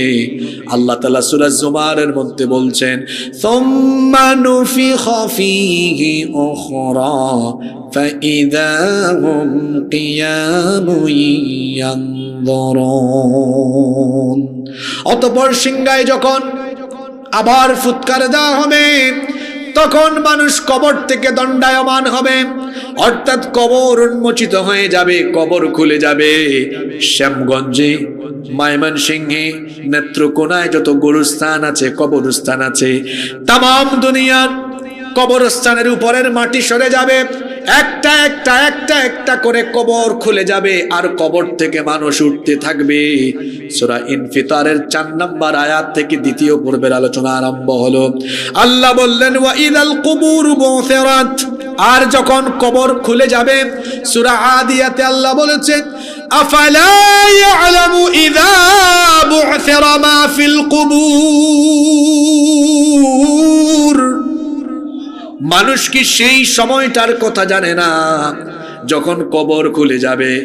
ও আমার আব্বাজান, আমার ভাইজানরা, আজকে আপনারা কত সুন্দর সুন্দর কাপড় পরিধান করে আসলেন, সুতার তৈরি এত সুন্দর সুন্দর জামা কাপড় পরিধান করে আপনারা এখানে এসেছেন, কিন্তু কবর যখন খুলে যাবে সেই দিন কবর থেকে আপনারা কিভাবে উঠবেন শোনেন। আল্লাহর হাবিব বলেছেন, ইউহশারুন নাসু ইয়াউমাল কিয়ামাতি হুফাতান উরাতান গারলা। আল্লাহর নবী বলেছেন, কিয়ামতের দিন মানুষ কবর থেকে কাপড় চোপড় থাকবে না, উলঙ্গ অবস্থায়, খাতনাবিহীন অবস্থায়, খালি পায়ে নগ্ন পদে কবর থেকে উঠবে। আল্লাহর নবী যখন এই কথা বললেন, আমাদের মা উম্মুল মুমিনিন আয়েশা রাদিয়াল্লাহু আনহা তখন বললেন, ওগো আল্লাহর নবী, মানুষ যদি এভাবে উলঙ্গ হয়ে কবর থেকে উঠে, গায়ে যদি কাপড় চোপড় না থাকে, আমি তো আপনার বিবি, সেই দিন আমার কি শরম লাগবে না, লজ্জা লাগবে না? আল্লাহর নবী তখন বললেন, আয়েশা গো শোনো, সেই দিনটা এত কঠিন হবে, এতটাই বিভীষিকাময় হবে, ওই সূর্য যা আমাদের থেকে 15 কোটি কিলোমিটার দূরে, সেই সূর্য মানুষের মাথার একেবারে নিকটবর্তী হয়ে যাবে, পায়ের তলায় মাটি থাকবে না, তামা হয়ে যাবে। সূর্যের প্রচন্ড তাপে মানুষের মাথার চান্দি ফেটে মগজ উতরে উতরে উতরে উতরে গলে গলে গলে গলে বেয়ে বেয়ে পড়তে থাকবে। গুনাহগারেরা ঘামের মধ্যে সাঁতার কাটতে থাকবে, যার গুনাহের পরিমাণ যেমন তার সাঁতার কাটার পরিমাণ হবে তেমন। পিপাসায় কাতর হয়ে মানুষের জিহ্বাটা মুখের ভেতর থেকে বের হয়ে কুকুরের মতো নাভি পর্যন্ত ঝুলতে থাকবে। আল্লাহর সামনে দাঁড়িয়ে বিচারের সম্মুখীন হওয়া লাগবে। এই ভয়ে সেই দিন প্রত্যেকটা মানুষ যে মাথা নিচু করে নিচের দিকে তাকাবে, সাহস করে উপরের দিকে মাথা তোলার কোনো সাহসও করবে না। আল্লাহু আকবার। ভয়াবহ সেই পরিস্থিতি, এটা কিয়ামতের দ্বিতীয় পর্ব। ওয়া ইদাল কুবুর বুসিরাত, আর যখন কবর খুলে যাবে, কবর থেকে মানুষ উঠে হাসরের ময়দানে গিয়ে দাঁড়াবে, হাসরের ময়দানে গিয়ে সমবেত হয়ে যাবে। হাসরের ময়দানে যখন মানুষ সমবেত হবে, আল্লাহ পরের আয়াত 5 নম্বর আয়াতে বলছেন, আলিমাত নাফসুম মা কদ্দামাত ওয়া আখারাত। মানুষের জীবনের আগের এবং পরের যা কিছু আছে সব কিছু তাকে জানিয়ে দেওয়া হবে। মানুষ যা করেছে সব কিছু কিয়ামতের ময়দানে তাকে যিনি অবগত করবেন। গলার আওয়াজ বড় করে সবাই বলেন, তিনি কি? আপনি যা করেছেন, আপনার জীবনের মিনাল বিদায়া ইলান নিহায়া, স্টার্টিং টু এন্ডিং, জীবনের শুরু থেকে শেষ পর্যন্ত যা কিছু করলেন সব কিছু জানেন কে? আফা হাসিবতুম আন আন্নামা খালাকনাকুম আবাসাও ওয়া আন্নাকুম ইলাইনা লা তুরজাউন। মানুষ যেন এটা মনে না করে তাকে এমনি এমনি অযথাই তাকে সৃষ্টি করা হয়েছে, এটা যেন সে মনে না করে। অবশ্যই তাকে একটি উদ্দেশ্যে সৃষ্টি করা হয়েছে, আর সে উদ্দেশ্য যদি সে পূরণ করতে পারে তো ভালো, আর যদি পূরণ করতে না পারে, পূরণ করতে পারলে পুরস্কার আছে, না করতে পারলে শাস্তিও আছে। কোথায় যাবে মানুষ? আল্লাহ বলছেন ওয়া আন্নাকুম ইলাইনা লা তুরজাউন, তোমাদেরকে কি আমার কাছে আবার ফিরিয়ে আনা হবে না? জোরে বলেন তো, এসেছিলাম আমরা কার কাছ থেকে? আসতে বলবেন না, জোরে বলেন কার কাছ থেকে? এবার বলেন তো, ফিরে যাব আমরা কার কাছে? প্রথম 5 আয়াতে আল্লাহ তাআলা আমাদের সামনে যে পরকাল আছে, কিয়ামত আছে, সেটা আমাদেরকে স্মরণ করিয়ে দেওয়ার পরে এবার আপনাদের প্রত্যেককে আল্লাহ তাআলা প্রশ্ন করছেন। এখানে ও মুসলিম ভাই বোনেরা যারা আছেন, আপনারাও শোনেন, আল্লাহ এখানে মুসলিমদেরকে প্রশ্ন করছেন না। আল্লাহর শব্দ চয়নের নমুনা কত সুন্দর দেখেন। আল্লাহ বলেছেন ইয়া আইয়ুহাল ইনসান। এখানে আলেম ওলামা বসে আছেন। ইনসান মানে হলো মানুষ, অর্থাৎ সকল মানুষকে এবার আল্লাহ প্রশ্ন করছেন। প্রথমে আল্লাহ তাআলা দুনিয়ার পরে কি আছে সেটা বললেন, পরকালে দাঁড়াতে হবে, আল্লাহর সামনে বিচারের সম্মুখীন হতে হবে। এই চিত্র আল্লাহ তুলে ধরবার পরে এবার সকল মানুষকে আল্লাহ প্রশ্ন করলেন ইয়া আইয়ুহাল ইনসানু মা গাররাকা বিরাব্বিকাল কারীম। হে মানুষ, আবার বলছি হে মানুষ, আবারও বলছি, এটা রসুলের সুন্নত, গুরুত্বপূর্ণ কথা রসুল 3 বার বলতেন, আমিও রসুলের সুন্নত মোতাবেক বললাম। হে মানুষ, যেহেতু তুমি আমার কাছে আবার আসবে, মা গাররাকা বিরাব্বিকাল কারীম, কোন জিনিস তোমাকে তোমার মহান রব সম্পর্কে গাফেল করে রাখলো? কোন জিনিস তোমাকে তোমার মহান রব সম্পর্কে ধোঁকায় ফেলে রাখলো? আজ তুমি সেই রবের গোলামি করো না, সেই রবের হুকুম মানো না, যিনি তোমাকে পাঠালেন, আবার যার কাছে তোমাকে ফিরে যেতে হবে, সে আল্লাহ প্রশ্ন করছেন হে মানুষ, কোন জিনিস তোমাকে ধোঁকায় ফেলে রাখলো? কোন জিনিস তোমাকে গাফলতিতে ফেলে রাখলো? অথচ তিনি হলেন তোমার রব, এমন রব তিনি আল্লাযী খালাকাকা ফাসাওয়াকা ফাআদালাক ফি আইয়ি সূরাতিন মা শাআ রাক্কাবাক। কি সুন্দর প্রশ্ন প্রথমে করলেন, হে মানুষ, ইয়া আইয়ুহাল ইনসান মা গাররাকা বিরাব্বিকাল কারীম, কোন জিনিস তোমাকে তোমার মহান রব সম্পর্কে গাফেল করলো? এরপরে আয়াতে আল্লাহ রবের পরিচয় দিলেন, রব হলেন তিনি আল্লাযী খালাকাকা ফাসাওয়াকা ফাআদালাক, যিনি তোমাকে সৃষ্টি করেছেন, শুধু সৃষ্টি করেননি, তোমাকে সুঠাম এবং সুসামঞ্জস্যপূর্ণ করেছেন। ফি আইয়ি সূরাতিন মা শাআ রাক্কাবাক, যেমন সুরত চেয়েছেন তেমন সুরত তিনি দিয়েছেন। আল্লাহ বলছেন তিনি তোমাকে এত সুন্দর করে বানালেন, দুনিয়াতে পাঠালেন, তার কাছে আবার ফিরে যাবে, যার কাছে ফিরে যাবে সেই রব সম্পর্কে আজকে তুমি কেমনে গাফেল হয়ে গেলে? আজান হয় তুমি নামাজে যাও না, আজকে তুমি সে আল্লাহর হুকুম মানো না, বিধান মানো না, সুদ খাও, ঘুষ খাও, দুর্নীতি করো, চুরি করো, ডাকাতি করো, অন্যায় করো, অপরাধ করো, আল্লাহর সাথে শিরক করো। মা গাররাকা বিরাব্বিকাল কারীম, কোন জিনিস তোমাকে এই রকম গাফলতিতে ফেলে রাখলো? অথচ সেই আল্লাহ তোমাকে সৃষ্টি করেছেন, তিনি তোমাকে সুঠাম এবং সুসামঞ্জস্যপূর্ণ করেছেন।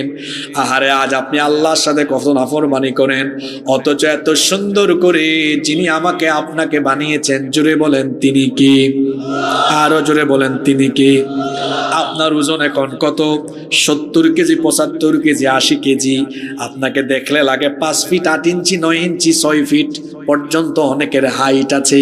কিন্তু আল্লাহ আপনাকে বলছেন হে মানুষ, তুমি সেই কথা একবার মনে করে দেখো, হাল আতা আলাল ইনসানি হিনুম মিনাদ দাহরি লাম ইয়াকুন শাইআম মাযকুরা।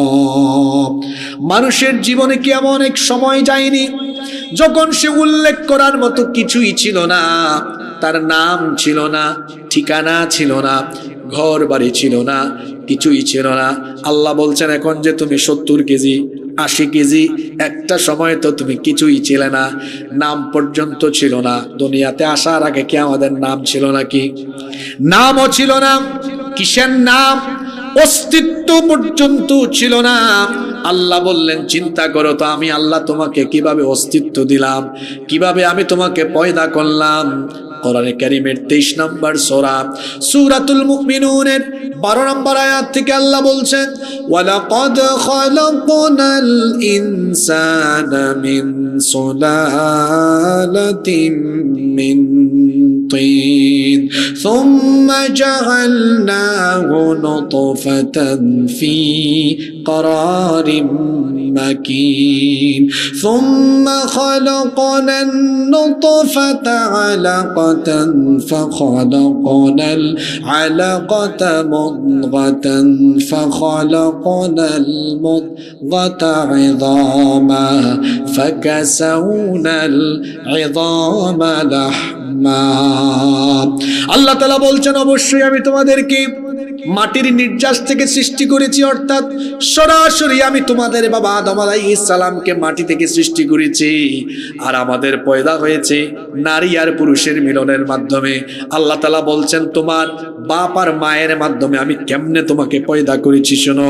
আল্লাহ তাআলা বলছেন সুম্মা জাআলনাহু নুতফাতান ফি করারিম মাকিন। কত বাহাদুরি মানুষ করে, কত বড় আয়াত নাফরমানি করে, অথচ তার অস্তিত্ব আরম্ভ হয়েছে এমন এক ফোঁটা নাপাক পানি থেকে, যেই নাপাক পানি বের হয়ে গেলে মানুষের উপরে গোসল ফরজ হয়ে যায়। এই রকম এক ফোঁটা নাপাক পানি থেকে মানুষের অস্তিত্ব যিনি শুরু করেছেন, জোরে বলেন তিনি কি? পুরুষের এক ফোঁটা স্পাম আর নারীর ডিম্বাণু, পুরুষের স্পাম আর মহিলাদের অভাব, এই দুটোকে মিলে জাইগোট গঠিত হয়ে নারীর জরায়ুর ভেতর থেকে মানুষের অস্তিত্ব দেওয়া শুরু হয়। আল্লাহ বলছেন শোনো বান্দা, কেমনে বানালাম? এক ফোঁটা শুক্রাণুকে তোমার মায়ের জরায়ুর সুরক্ষিত জায়গায় ফি করারিম মাকিন, সুরক্ষিত জায়গায় আমি রেখে দিলাম। এরপরে সেই শুক্রাণুকে আমি জমাট বাঁধা রক্তে পরিণত করলাম। অতঃপর সেই জমাট বাঁধা রক্তকে আমি গোশতপিণ্ড বানালাম। তারপরে সেই গোশতপিণ্ডকে বড় একটা হাড্ডিতে রূপান্তর করলাম। এখন তো আল্ট্রাসাউন্ড বের হয়েছে, 1.5 মাসে 2 মাসে 2.5 মাসে পেটের ভেতরে, ওই নারীর পেটের ভেতরে বাচ্চার ওজন কত, 150 গ্রাম 200 গ্রাম, দেখতে কেমন, সব এখন কম্পিউটারে দেখা যায়।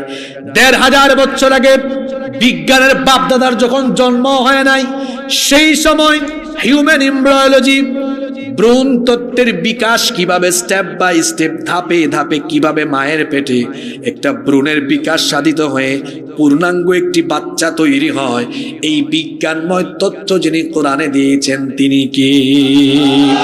সে আল্লাহ বলছেন প্রথমে এক ফোঁটা নাপাক পানিকে ডিম্বাণুর সাথে সংমিশ্রণ ঘটিয়ে আমি তাকে সুরক্ষিত জায়গায় সেট করি। অতঃপর সেই নাপাক পানি ফুটাকে আমি জমাট বাঁধা রক্তে পরিণত করলাম।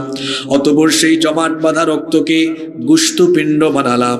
তারপরে সেই গোশতপিণ্ডকে বড় একটা হাড্ডিতে রূপান্তর করলাম। এরপরে এই হাড্ডির উপরে গোশতের পোশাক পরিয়ে দিলাম। গোশতের পোশাক পরিয়ে দিলাম, তখনও তোমার হাত নাই, পাও নাই, চোখ নাই, নাক নাই, ঠোঁট নাই, কান নাই। আমি হাড্ডির উপরে গোশতের পোশাক পরায়া দেওয়ার পরে আমি তোমার কান দিলাম, চোখ দিলাম, নাক দিলাম, ঠোঁট দিলাম, হাত দিলাম, পা দিলাম, সুন্দর একটা স্ট্রাকচার দিয়ে তোমার মায়ের গর্ভের ভেতরে আমি আল্লাহ তোমাকে বানালাম। বানানোর পরে তোমার বের করি নাই। সূরা হজের 5 নম্বর আয়াতে আল্লাহ বলছেন ওয়ানুকিরু ফিল আরহামি মা নাশাউ ইলা আজালিম মুসাম্মা নির্দিষ্ট একটা সময় পর্যন্ত তোমার মায়ের গর্ভের ভেতরে আমি আল্লাহ রেখে দিলাম। ধীরে ধীরে তোমার ওজন বাড়ে, 200 গ্রাম, 300 গ্রাম, 400, 500, 600, 700, 800, 900 এইরকম করে বাড়াতে বাড়াতে নির্দিষ্ট সময় পর্যন্ত তোমাকে রেখে কয়েক মাস পরে সুম্মা নুখরিজুকুম তিফলা, এরপরে আমি 2.5, 3, 3.5, 4, 4.5, 5 কেজি ছোট্ট একটা বাচ্চার সাইজে তোমার মায়ের পেটের ভেতর থেকে বের করে এই দুনিয়ার আলো বাতাস যিনি দেখিয়েছেন, গলার আওয়াজ বড় করে সবাই বলেন তিনি কে? সে আল্লাহ বলছেন, এইভাবে করে অস্তিত্বহীনতা থেকে আমি তোমাকে অস্তিত্ব দিলাম, প্রাণহীনতা থেকে আমি আল্লাহ তোমাকে প্রাণ দিলাম, তোমাকে সৃষ্টি করলাম। আবার তোমার নাক তোমার বাপের মতো হবে না, মায়ের মতো হবে। তোমার চোখ তোমার দাদার মতো না দাদির মতো। তোমার চেহারার মিল বাপের সাথে বেশি হবে না, মায়ের সাথে বেশি হবে। ফি আইয়ি সূরাতিম মা শাআ রাক্কাবাক, যেমনটা তিনি চেয়েছেন তেমনটা সুরত দিয়ে তিনি তোমাকে বানিয়েছেন। সে আল্লাহ বলছেন, আমি তোমাকে বানালাম, আমি তোমাকে এত সুন্দর করে বানিয়ে দুনিয়াতে পাঠালাম, আমি বানালাম, আমি সৃষ্টি করলাম, আমার কাছে আবার ফিরে আসবে। তো বান্দারে তুমি বলো, আমি তোমাকে বানালাম, আমার কাছেই যেহেতু তুমি আসবে, তাহলে দুনিয়াতে থাকা অবস্থায় রাব্বিকাল কারীম, কোন জিনিস তোমাকে আমার সম্পর্কে গাফেল করে ফেললো? আজকে তুমি আল্লাহই চিনো না, তুমি বলো আল্লাহ আবার কে? আমাকে বাদ দিয়ে তুমি কতজনকে তোমার মাবুদ বানিয়েছো। অথচ আল্লাহ তাআলা আছেন না নাই এটা তার সৃষ্টির দিকে তাকালেই বোঝা যায় কি যায় না? আরো জোরে বলেন তো, বোঝা যায় কি যায় না? অনেকেই আছে আল্লাহর অস্তিত্বে বিশ্বাস করে না, কয় থাকলে তো দেখতাম। অনেক জিনিস এমন আছে আমরা দেখি না কিন্তু বিশ্বাস। কোনোদিন কি বাতাস দেখেছেন? বিশ্বাস করেন কিনা? কথা বলেন না কেন? কোনোদিন কি অক্সিজেন দেখেছেন? বিশ্বাস করেন কিনা? তো বাতাস দেখলেন না, অক্সিজেন দেখলেন না, বায়ু আর অক্সিজেন না দেখেই যদি বিশ্বাস করেন, তো এগুলোর স্রষ্টা যিনি, বায়ু আর অক্সিজেন তারই দেখেন না, এগুলোর স্রষ্টাকে কেমনে দেখবেন? তো বায়ু আর অক্সিজেন না দেখে যদি বায়ু আর অক্সিজেনে বিশ্বাস করা যায়, তাহলে বায়ু আর অক্সিজেনের স্রষ্টায় কি বিশ্বাস স্থাপন করা যায় না? আল্লাহ আছেন তা সৃষ্টিকুলের দিকে তাকালেই উপলব্ধি করা যায়। এই যে গাড়ি আছে রাস্তার মধ্যে, গাড়ি কি এমনি এমনি চলে? গাড়ি চালাইতে কি লাগে? ড্রাইভার লাগে। এই যে মাইক চলতেছে, এটা কি এমনি এমনি চলে? 2 জন ভাই আছেন, অপারেটর লাগে, লাগে না? পাইলট ছাড়া কি বিমান চলে? জোরে বলেন, পাইলট ছাড়া কি বিমান চলে? ড্রাইভার ছাড়া যদি গাড়ি না চলে, অপারেটর ছাড়া যদি মাইক না চলে, পাইলট ছাড়া যদি বিমান না চলে, তাহলে স্রষ্টা ছাড়া সৃষ্টি কিভাবে চলে? এই সৃষ্টি জগৎকে পরিচালনার পেছনে একজন আছেন, জোরে বলেন তো তিনি কে? সে আল্লাহ একজন না তার সাথে আরো বহু আছে? জোরে বলেন, একজন না আরো বহু আছে? কুল হুয়াল্লাহু আহাদ, একটা সূরায় আল্লাহর পরিচয়। ও নবী আপনি বলুন তিনি একক, অদ্বিতীয়, তার সাথে অন্য কেউ মাবুদ নাই, আর কারো পূজা করা যায় না, আর কারো ইবাদত করা যায় না। আল্লাহুস সামাদ, সবাই তার মুখাপেক্ষী হয় কিন্তু আল্লাহ কারো মুখাপেক্ষী হন। লাম ইয়ালিদ, কেউ তাকে জন্ম দেয়নি, ওয়ালাম ইউলাদ, তাকেও জন্ম দেওয়া হয়নি, তিনিও কাউকে জন্ম দেননি। ওয়ালাম ইয়াকুল লাহু কুফুয়ান আহাদ, কেউ তার সমতুল্য বা সমকক্ষ হতে পারে? আল্লাহ তাআলার সমকক্ষ বা সমতুল্য কেউ হতে পারে? আল্লাহ যদি একজন না হয় অনেকজন হতেন। যেমন আমরা মুসলমান এক আল্লাহ বিশ্বাসী, আমরা মনে করি আল্লাহ ছাড়া আর কেউ। তো আল্লাহর সাথে যদি আরো কেউ থাকতো কি হতো? আল্লাহ বলেছেন, যদি আমার সাথে আরো একাধিক ইলাহ থাকতো তাহলে লাফাসাদাতা, দুনিয়ার মধ্যে ফাসাদ সৃষ্টি হতো। যদি আসমানের রব একজন হতেন, জমিনের রব আরেকজন হতেন, ভেজাল লাগতো। জমিনের রব চাইতো আজকে বৃষ্টি হোক, আসমানের রব চাইতো না আজকে একটু সূর্যের আলো থাকুক, আজকে একটু গরম হোক। একজন চাইবে গরম আর একজন চাইবে ঠান্ডা, তাহলে বলেন তো ভেজাল লাগার সম্ভাবনা আছে না নাই? এজন্য আল্লাহ বলছেন আমার সাথে আর কেউ নাই।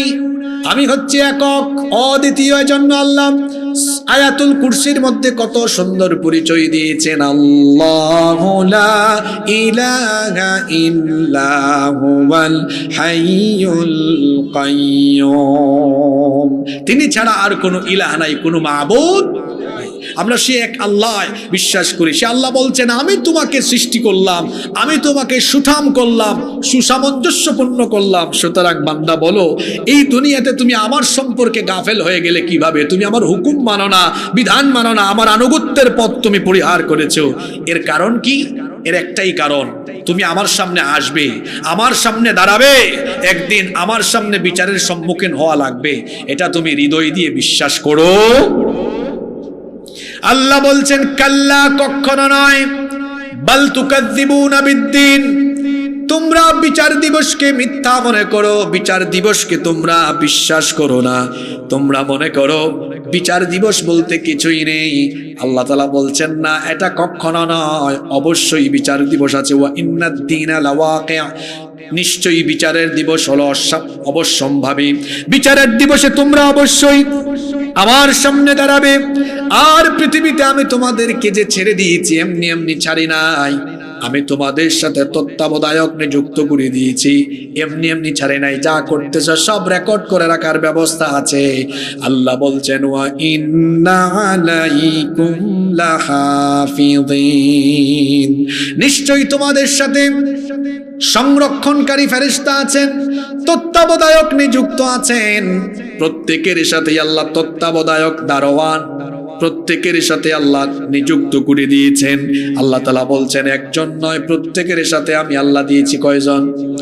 ইদ ইয়াতালাক্কাল মুতালাক্কিয়ানি আনিল ইয়ামিনি ওয়া আনিশ শিমালি কাঈদ মা ইয়ালফিযু মিন কাওলিন ইল্লা লাদাইহি রাকীবুন আতীদ।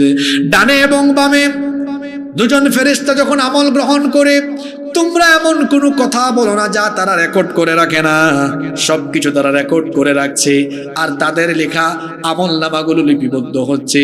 যে ফেরেশতারা আমাদের সবকিছু লিখে রাখেন, আমরা জানতে চাইলাম আল্লাহ তাদের নাম কি, জামালউদ্দিন না কামালউদ্দিন? আল্লাহ বললেন তাদের নাম হলো কিরামান কাতিবিন। এরা হলেন সম্মানিত লেখক। কেমন লেখক? আল্লাহ এখানে কি চমৎকার শব্দ চয়ন করেছেন, কিরামান কাতিবিন, অর্থাৎ অসম্মানজনক কোনো কাজ তারা করেন না। মানুষ বিভিন্ন সময় দায়িত্বে বসে, সে অনেক সময় যেটা তার দায়িত্ব নয় তা করে, অথবা অনেক সময় আমানতের খেয়ানত করে। করে কি করে না? এখানে আল্লাহ ফেরেশতাদেরকে কিরামান কাতিবিন এজন্য বলেছেন। ইমাম ইবনে কাসির রাহিমাহুল্লাহ খুব চমৎকার লিখেছেন যে এই ফেরেশতাদেরকে কিরামান কাতিবিন এজন্য বলা হয়, এই ফেরেশতারা কারো পক্ষপাতিত্ব করে না, কারো উপরে জুলুমও করে না। কেউ কোনোটা করে না এটা লিখে, এমনটা হয় না। আবার কেউ করেছে লিখে রাখে না, এমনটাও হয় না। আমরা তো মানুষ, আমরা মাঝে মাঝে কিন্তু এগুলা করি। আমরা স্বার্থের জন্য অনেক সময় এমন হয় যে আমরা আমানতের খেয়ানত করে বসি। দেখেন নাই, আমার দেশে বিগত 15টি বছর শুধুমাত্র ক্ষমতার স্বার্থে এই দেশের স্বাধীনতা আর সার্বভৌমত্বকে তারা পাশের দেশের দাদা বাবুদের হাতে তুলে দিয়েছিল। কত অপকর্ম এরা করলো শুধুমাত্র ভারতকে খুশি করার জন্য। এদেশে তারা অনেক কাজ করেছে। ভারতকে খুশি করার জন্য তারা সালাউদ্দিন কাদের চৌধুরীকে হত্যা করেছে। ভারতকে খুশি করার জন্য ইলিয়াস আলীকে গুম করে হত্যা করেছে। ভারতকে খুশি করার জন্য আল্লামা সাঈদীকে বিষ প্রয়োগ করে হত্যা করেছে। ভারতকে খুশি করার জন্য ইসলামী আন্দোলনের শীর্ষ নেতৃবৃন্দকে ফাঁসির কাস্টে ঝুলিয়েছে। ভারতকে খুশি করার জন্য আলেম ওলামাদেরকে বন্দী করে অন্যায়ভাবে বছরের পর বছর জেলখানায় রেখেছে। দাঁড়ান, একটু দাঁড়ান, কথাগুলো শেষ করি। সেই ভারত যখন তার সেবা দাসদেরকে 5ই আগস্ট হারিয়েছে, এরপর থেকে তাদের রাতের ঘুম হারাম। বাংলাদেশকে অস্থিতিশীল করে এই দেশে একটা গৃহযুদ্ধ দাঙ্গা বাজিয়ে দেওয়ার জন্য তারা অনবরত অপচেষ্টা চালাচ্ছে এবং তাদের হলুদ মিডিয়াগুলো বাংলাদেশের ব্যাপারে মিথ্যাচার, বদনাম, অপপ্রচার চালিয়ে চালিয়ে দুটো দেশকে আজ, ভারত এবং বাংলাদেশকে, এক উত্তেজনাকর পরিস্থিতির সম্মুখীন করেছে। তারা তাদের দেশের মিডিয়াতে অপপ্রচার করেছে বাংলাদেশে নাকি হিন্দুরা, সংখ্যালঘুরা নির্যাতিত, নিপীড়িত। এখানে নাকি হিন্দু এবং সংখ্যালঘুরা নাকি একদম শেষ হয়ে যাচ্ছে, ঘর বাড়ি নাকি তাদের জ্বালিয়ে পুড়িয়ে দেওয়া হচ্ছে। আসলে কি তাই? বরং আমরা বাংলাদেশে হিন্দু মুসলমান সবাই মিলেমিশে বসবাস করছি। যুগ যুগ ধরে আমরা এখানে সাম্প্রদায়িক সম্প্রীতি রক্ষা করে আমরা সকল ধর্মের মানুষ মিলেমিশে বসবাস করছি। তারা বলছে বাংলাদেশে নাকি হিন্দু সহ অমুসলিমরা এখানে নাকি নির্যাতিত অবস্থায় আছে, আর বাস্তবতা হলো এদেশে হিন্দু সহ অন্যান্য ধর্মের ভাই বোনেরা জামাইয়া ধরে আছে। আপনাদের মনোযোগ আছে না চলে গেছে? তারা অপপ্রচার চালিয়ে চালিয়ে গোটা বিশ্বব্যাপী তারা বাংলাদেশের ব্যাপারে বদনাম করছে। তারা যে এই কথা বলে যে বাংলাদেশে সংখ্যালঘু নির্যাতন হয়, এরা কোন মুখে এই কথা বলে?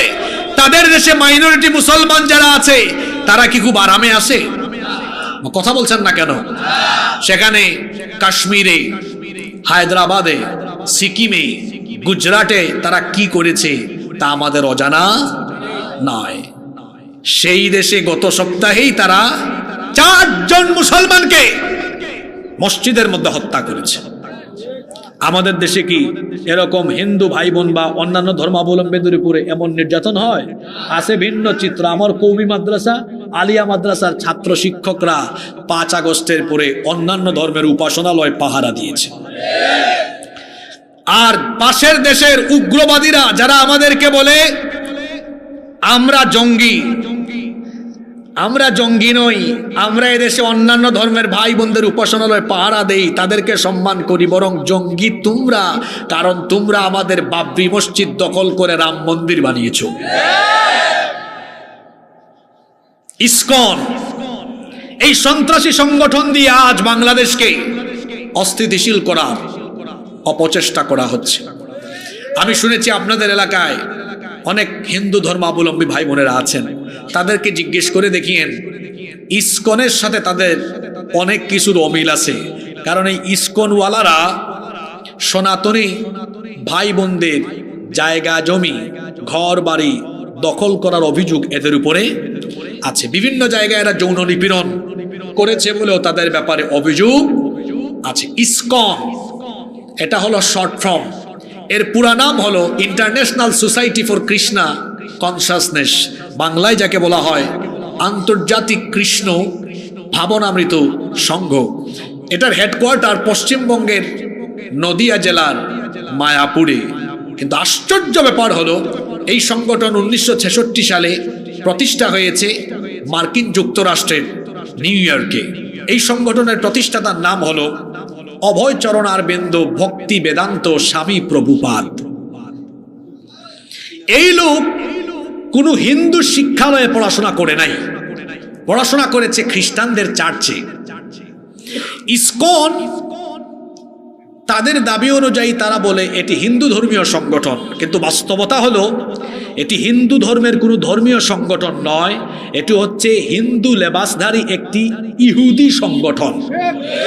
আমার কথা মিলাতে চাইলে গুগল শরীফে সার্চ করে উইকিপিডিয়াতে যান, এই তথ্য আপনারা পেয়ে যাবেন। এই ইসকন এটাকে নিয়ন্ত্রণ করে পৃথিবীর সবচেয়ে অসভ্য বর্বর জাতি ইসরায়েলের ইহুদিরা, যাদের পরিচয় হলো তারা সন্ত্রাসী, তারা অবৈধ দখলদার, যারা ফিলিস্তিনিদের ঘর বাড়ি দখল করে সেখানে দখলদারিত্ব প্রতিষ্ঠা করেছে। এই ইসকনের মূল চেতনা হলো পৃথিবীকে মুসলমান মুক্ত করো। কি মুক্ত করো? ঘুমাইতেছেন নাকি? একটু পরে প্রশ্ন হবে, কিন্তু বোঝা যাবে কে কি শুনছেন। তাদের এই চেতনার বাস্তব মিল আছে না নাই দেখেন। তারা তাদের মুখে বলে প্রাণী হত্যা মহাপাপ, কিন্তু তারা যেভাবে প্রকাশ্যে দিবালুকে কুপিয়ে মানুষ হত্যা করে, তাদের কর্মকাণ্ডে মনে হয় মানুষ হত্যা তাদের কাছে সোয়াবের কাজ, পুণ্যের কাজ। চট্টগ্রামে আদালতের প্রাঙ্গণে আমাদের এক আইনজীবী ভাইকে প্রকাশ্যে দিবালুকে কুপিয়ে কুপিয়ে হত্যা করে তারা প্রমাণ করেছে তারা হলো অসভ্য, বর্বর, জঙ্গি এবং সন্ত্রাসী। আইন শৃঙ্খলা বাহিনীকে বলবো, এই হত্যাকাণ্ডের সাথে যারা সম্পৃক্ত তাদের প্রত্যেককে গ্রেফতার করে দ্রুত ট্রাইব্যুনালে বিচার সম্পন্ন করে প্রত্যেক সন্ত্রাসীকে ফাঁসির কাস্টে ঝুলাতে হবে।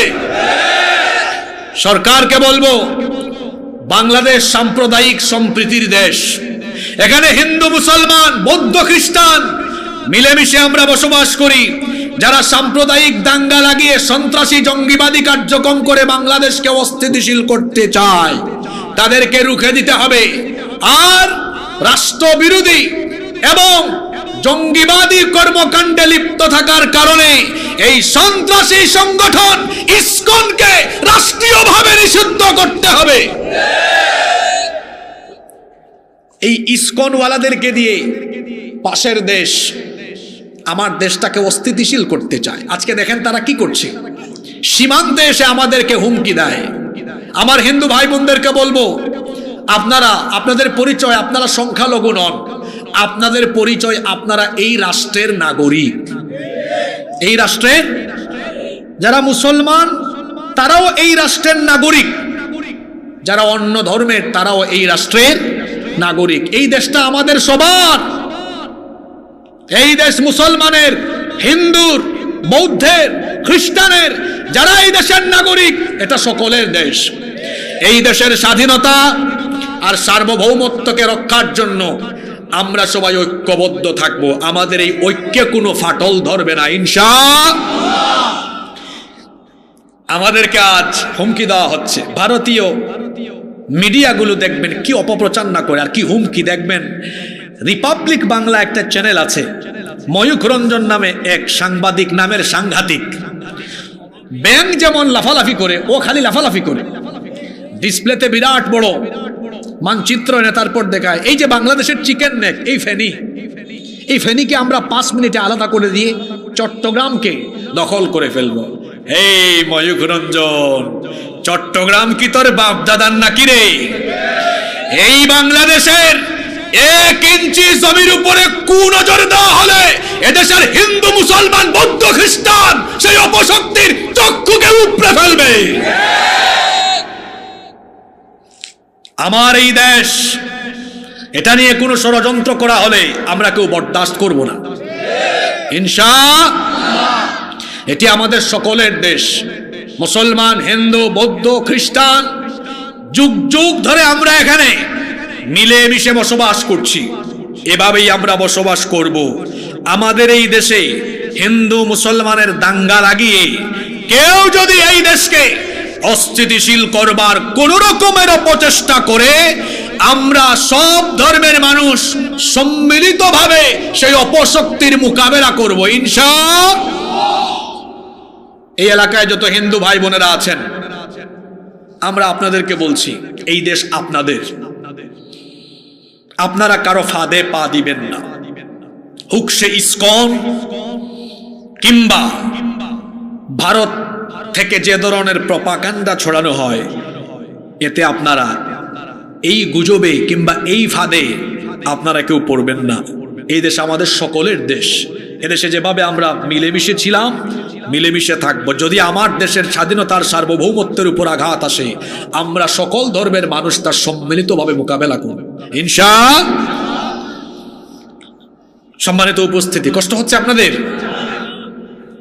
কমিটিকে পরামর্শ দিয়ে যাব, আগামী বছর থেকে মাহফিলে শেষে যিনি আলোচনা করবেন তাকে 9টার মধ্যে উঠায় দিবেন। দীর্ঘক্ষণ মানুষ বসলে অনেকের ইস্তিনজারও দরকার হতে পারে। আর একজন আলোচক যখন আলোচনা করেন, তার সামনে থেকে কেউ যদি উঠি করে, এটা বড় দৃষ্টিকটু হয়। তো একটা সুন্দর পরিবেশ তৈরি করে তারপরে কথা বলতে দিবেন। সম্মানিত উপস্থিতি, তা আমি বলছিলাম এই ফেরেশতাদের পরিচয় হলো কিরামান, অর্থাৎ দায়িত্ব এমন অসম্মানজনক কোনো কাজ বা আমানতের খেয়ানত তাদের ভেতরে। আর এই ফেরেশতারা হলেন এমন ইয়ালামুনা মা তাফআলুন, আল্লাহ বলছেন তোমরা যা করো তারা সব জানে, আর তারা সব লিখে লিখে রাখছে। ডানের ফেরেশতা সকল নেক আমল, বামের ফেরেশতা বদ আমল, সবকিছু লিপিবদ্ধ করে রাখা হচ্ছে। কিয়ামতের দিন জাহান্নামীরা এটা দেখে বলবে মালি হাদাল কিতাব লা ইউগাদিরু সগীরাতান ওয়ালা কাবীরাতান ইল্লা আহসাহা, এ কেমন কিতাব, এখানে তো ছোট বড় কোনো আমল বাদ দেওয়া হয় নাই। ওয়াজাদু মা আমিলু হাদিরা, বান্দা যা করেছে সকল আমল তার সামনে দেখতে পারবে। সবকিছুর হিসাব নিকাশ আরম্ভ হবে। হিসাব নিকাশ বিচার করে মানুষের মধ্যে সেদিন দুই ভাগ করে দেওয়া হবে। দল হবে দুইটা, জোরে বলেন কয়টা? ফারিকুন ফিল জান্নাতি ওয়া ফারিকুন ফিস সাঈর, এক দল হবে জান্নাতি, আরেক দল হবে জাহান্নামী। নেককার সৎ লোকেরা, নেককার লোকেরা তারা জান্নাতের নিয়ামতের ভেতরে থাকবে, আর পাপী তাপী দুরাচারীরা জাহান্নামের কঠিন শাস্তির সম্মুখীন হবে। এজন্য আল্লাহ পরের আয়াতে বললেন ইন্নাল আবরারা লাফি নাঈম ওয়া ইন্নাল ফুজ্জারা লাফি জাহিম, নিশ্চয়ই নেককাররা পুণ্যবানরা জান্নাতের নিয়ামতের ভেতরে থাকবে। ওয়া ইন্নাল ফুজ্জারা লাফি জাহিম, আর দুরাচারী পাপাচারীরা জাহিমের মধ্যে থাকবে, জাহান্নামের মধ্যে থাকবে। ইয়াসলাউনাহা ইয়াউমাদ্দিন, সেই দিন সেখানে তাদের সকলকে প্রবেশ করানো হবে। ওয়া মা হুম আনহা বিগাইবিন, কেউ সেখানে অনুপস্থিত থাকতে পারবে না।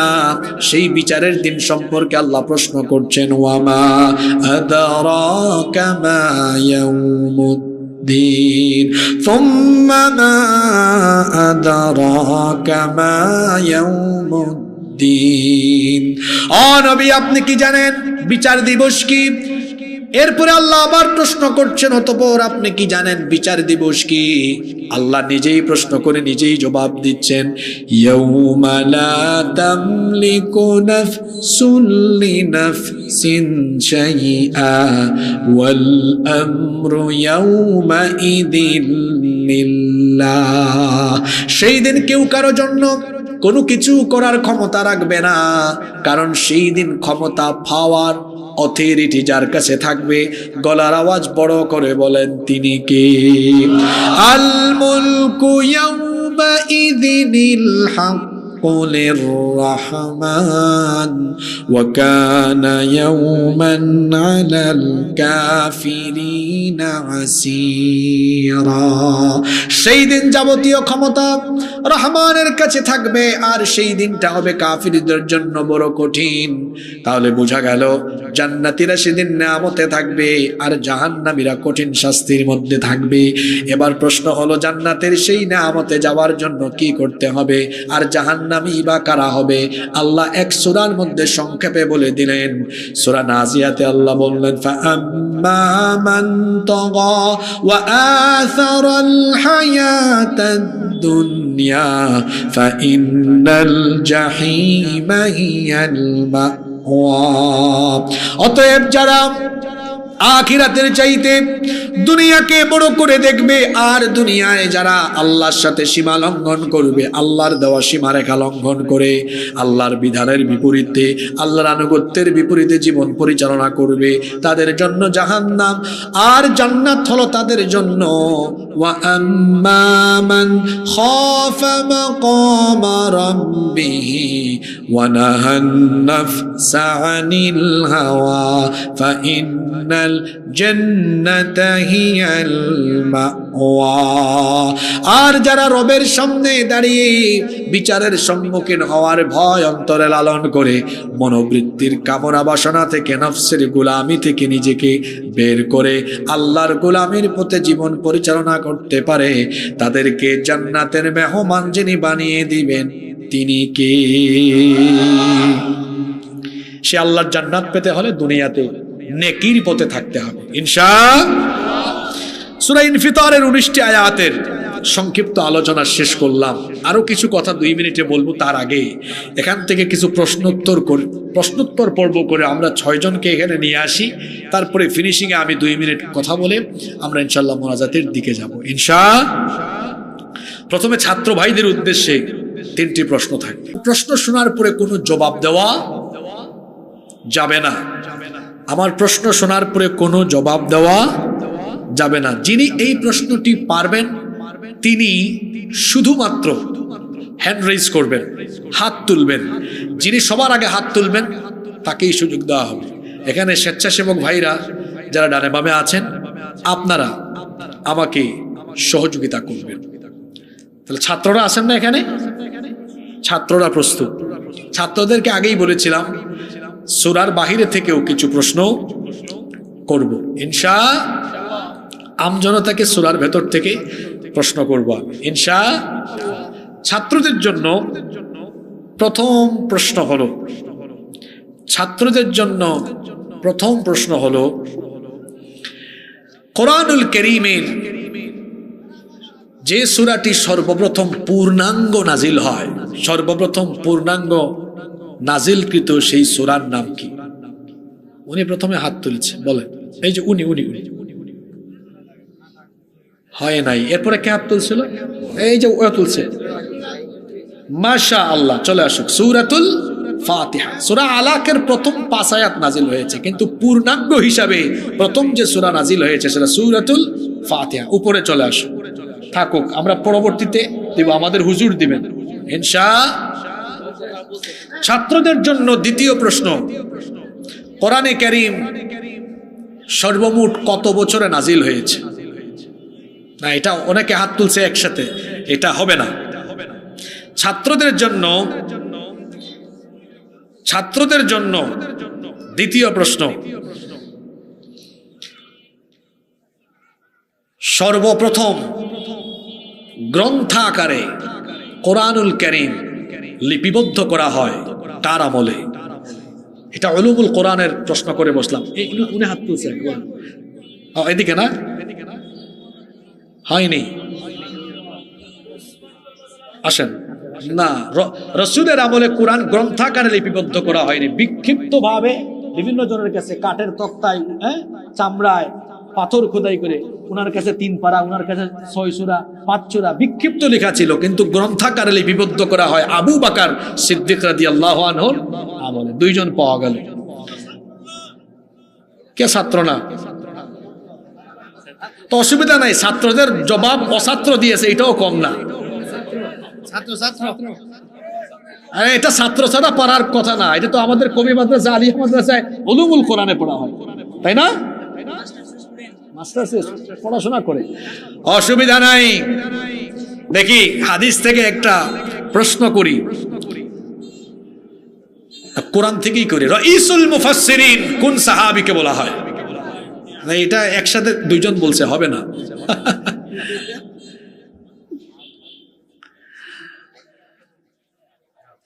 আচ্ছা,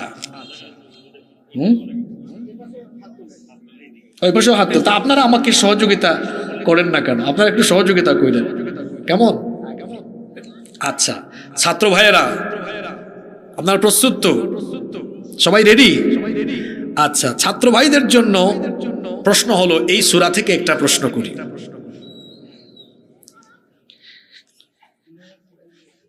এই সূরার মধ্যে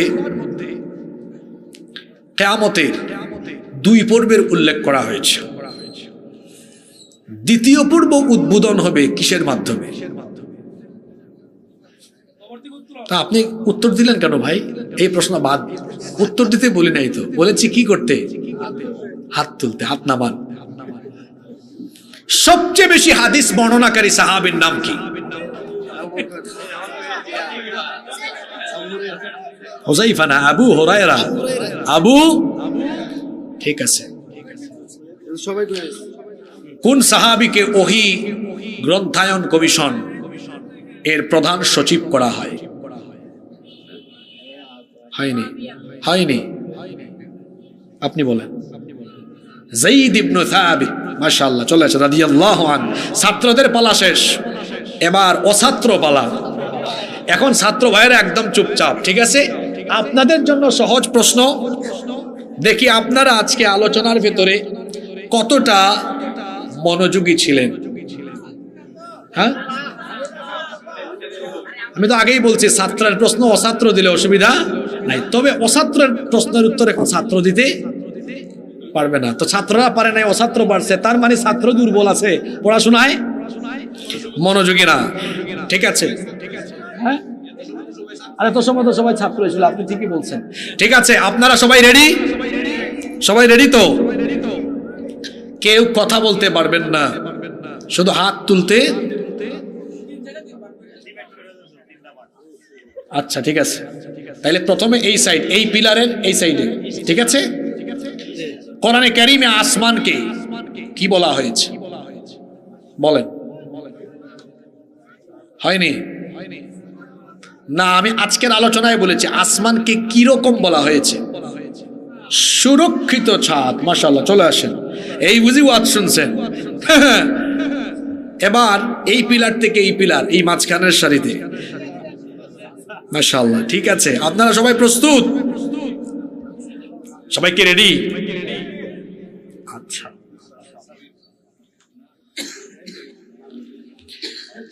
ঠিক আছে, আপনাদের জন্য এবার দ্বিতীয় প্রশ্ন হলো, আজকে আমরা আলোচনার ভেতরে ইসকন নিয়ে কথা বলেছি। বলতে হবে এই ইসকন এটি প্রতিষ্ঠা হয়েছে কোন দেশে? আচ্ছা, বুঝছি, ইসকনের ওয়াজটা আজকে খুব ভালো করে শুনছি। আপনাদেরকে সুযোগ দিতে হবে।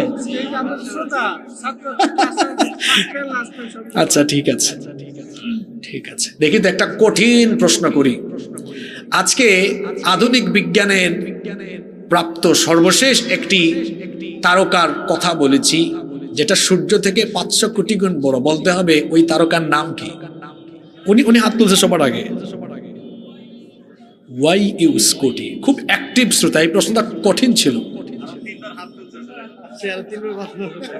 বেশি মনোযোগী তো। এই পাশ থেকে এবার এই পাশ, রেডি? আপনারা সবাই রেডি? প্রস্তুত তো আপনারা সবাই? আচ্ছা, আপনাদেরকে একটু, মানুষ এদিকে কম তো, এদেরকে একটু সহজ প্রশ্ন করা দরকার, কি বলেন আপনারা? একটু সহজ প্রশ্ন হবে আপনাদেরকে এই দিক থেকে।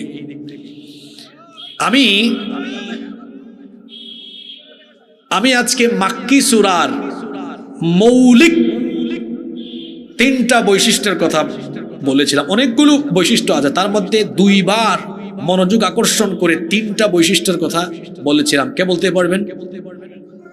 কে হাত তুলছে আগে বলেন তো? তাওহীদ, রিসালাত, আখির। আসেন, আরো বলছি, কিন্তু মৌলিক এই 3টা বিষয়ের কথা বলছি। 3 3 6 হয়ে গেছে না? ভাত খাওয়ার পরে দেখবেন ওই শেষের খাবারটা অনেক মজা, তাই না? তো একটা মাহফিলের শেষ অংশ মুনাজাত, ওইটা খুবই গুরুত্বপূর্ণ, ওইটা করে উঠে যেতে হয়। এরকম উশৃঙ্খলা কেউ করবেন। এই 6 জন এখানে আসছেন, আমরা 6 জন পেয়ে গিয়েছি। আমাদের হুজুর, এটা কোন বক্তার আজান দিবে? এগুলো আমি দেই না। দেন, হুজুরের হাত দিয়ে দেন, হুজুরের বরকতময় হাত দিয়ে তিনি দিবেন। এই 6 জন ভাইকে দেন, একজন একজন করে দিয়ে দেন। আপনারা কেউ উঠবেন না, মোনাজাতটা করে তারপর উঠেন, বিশৃঙ্খলা করবেন না।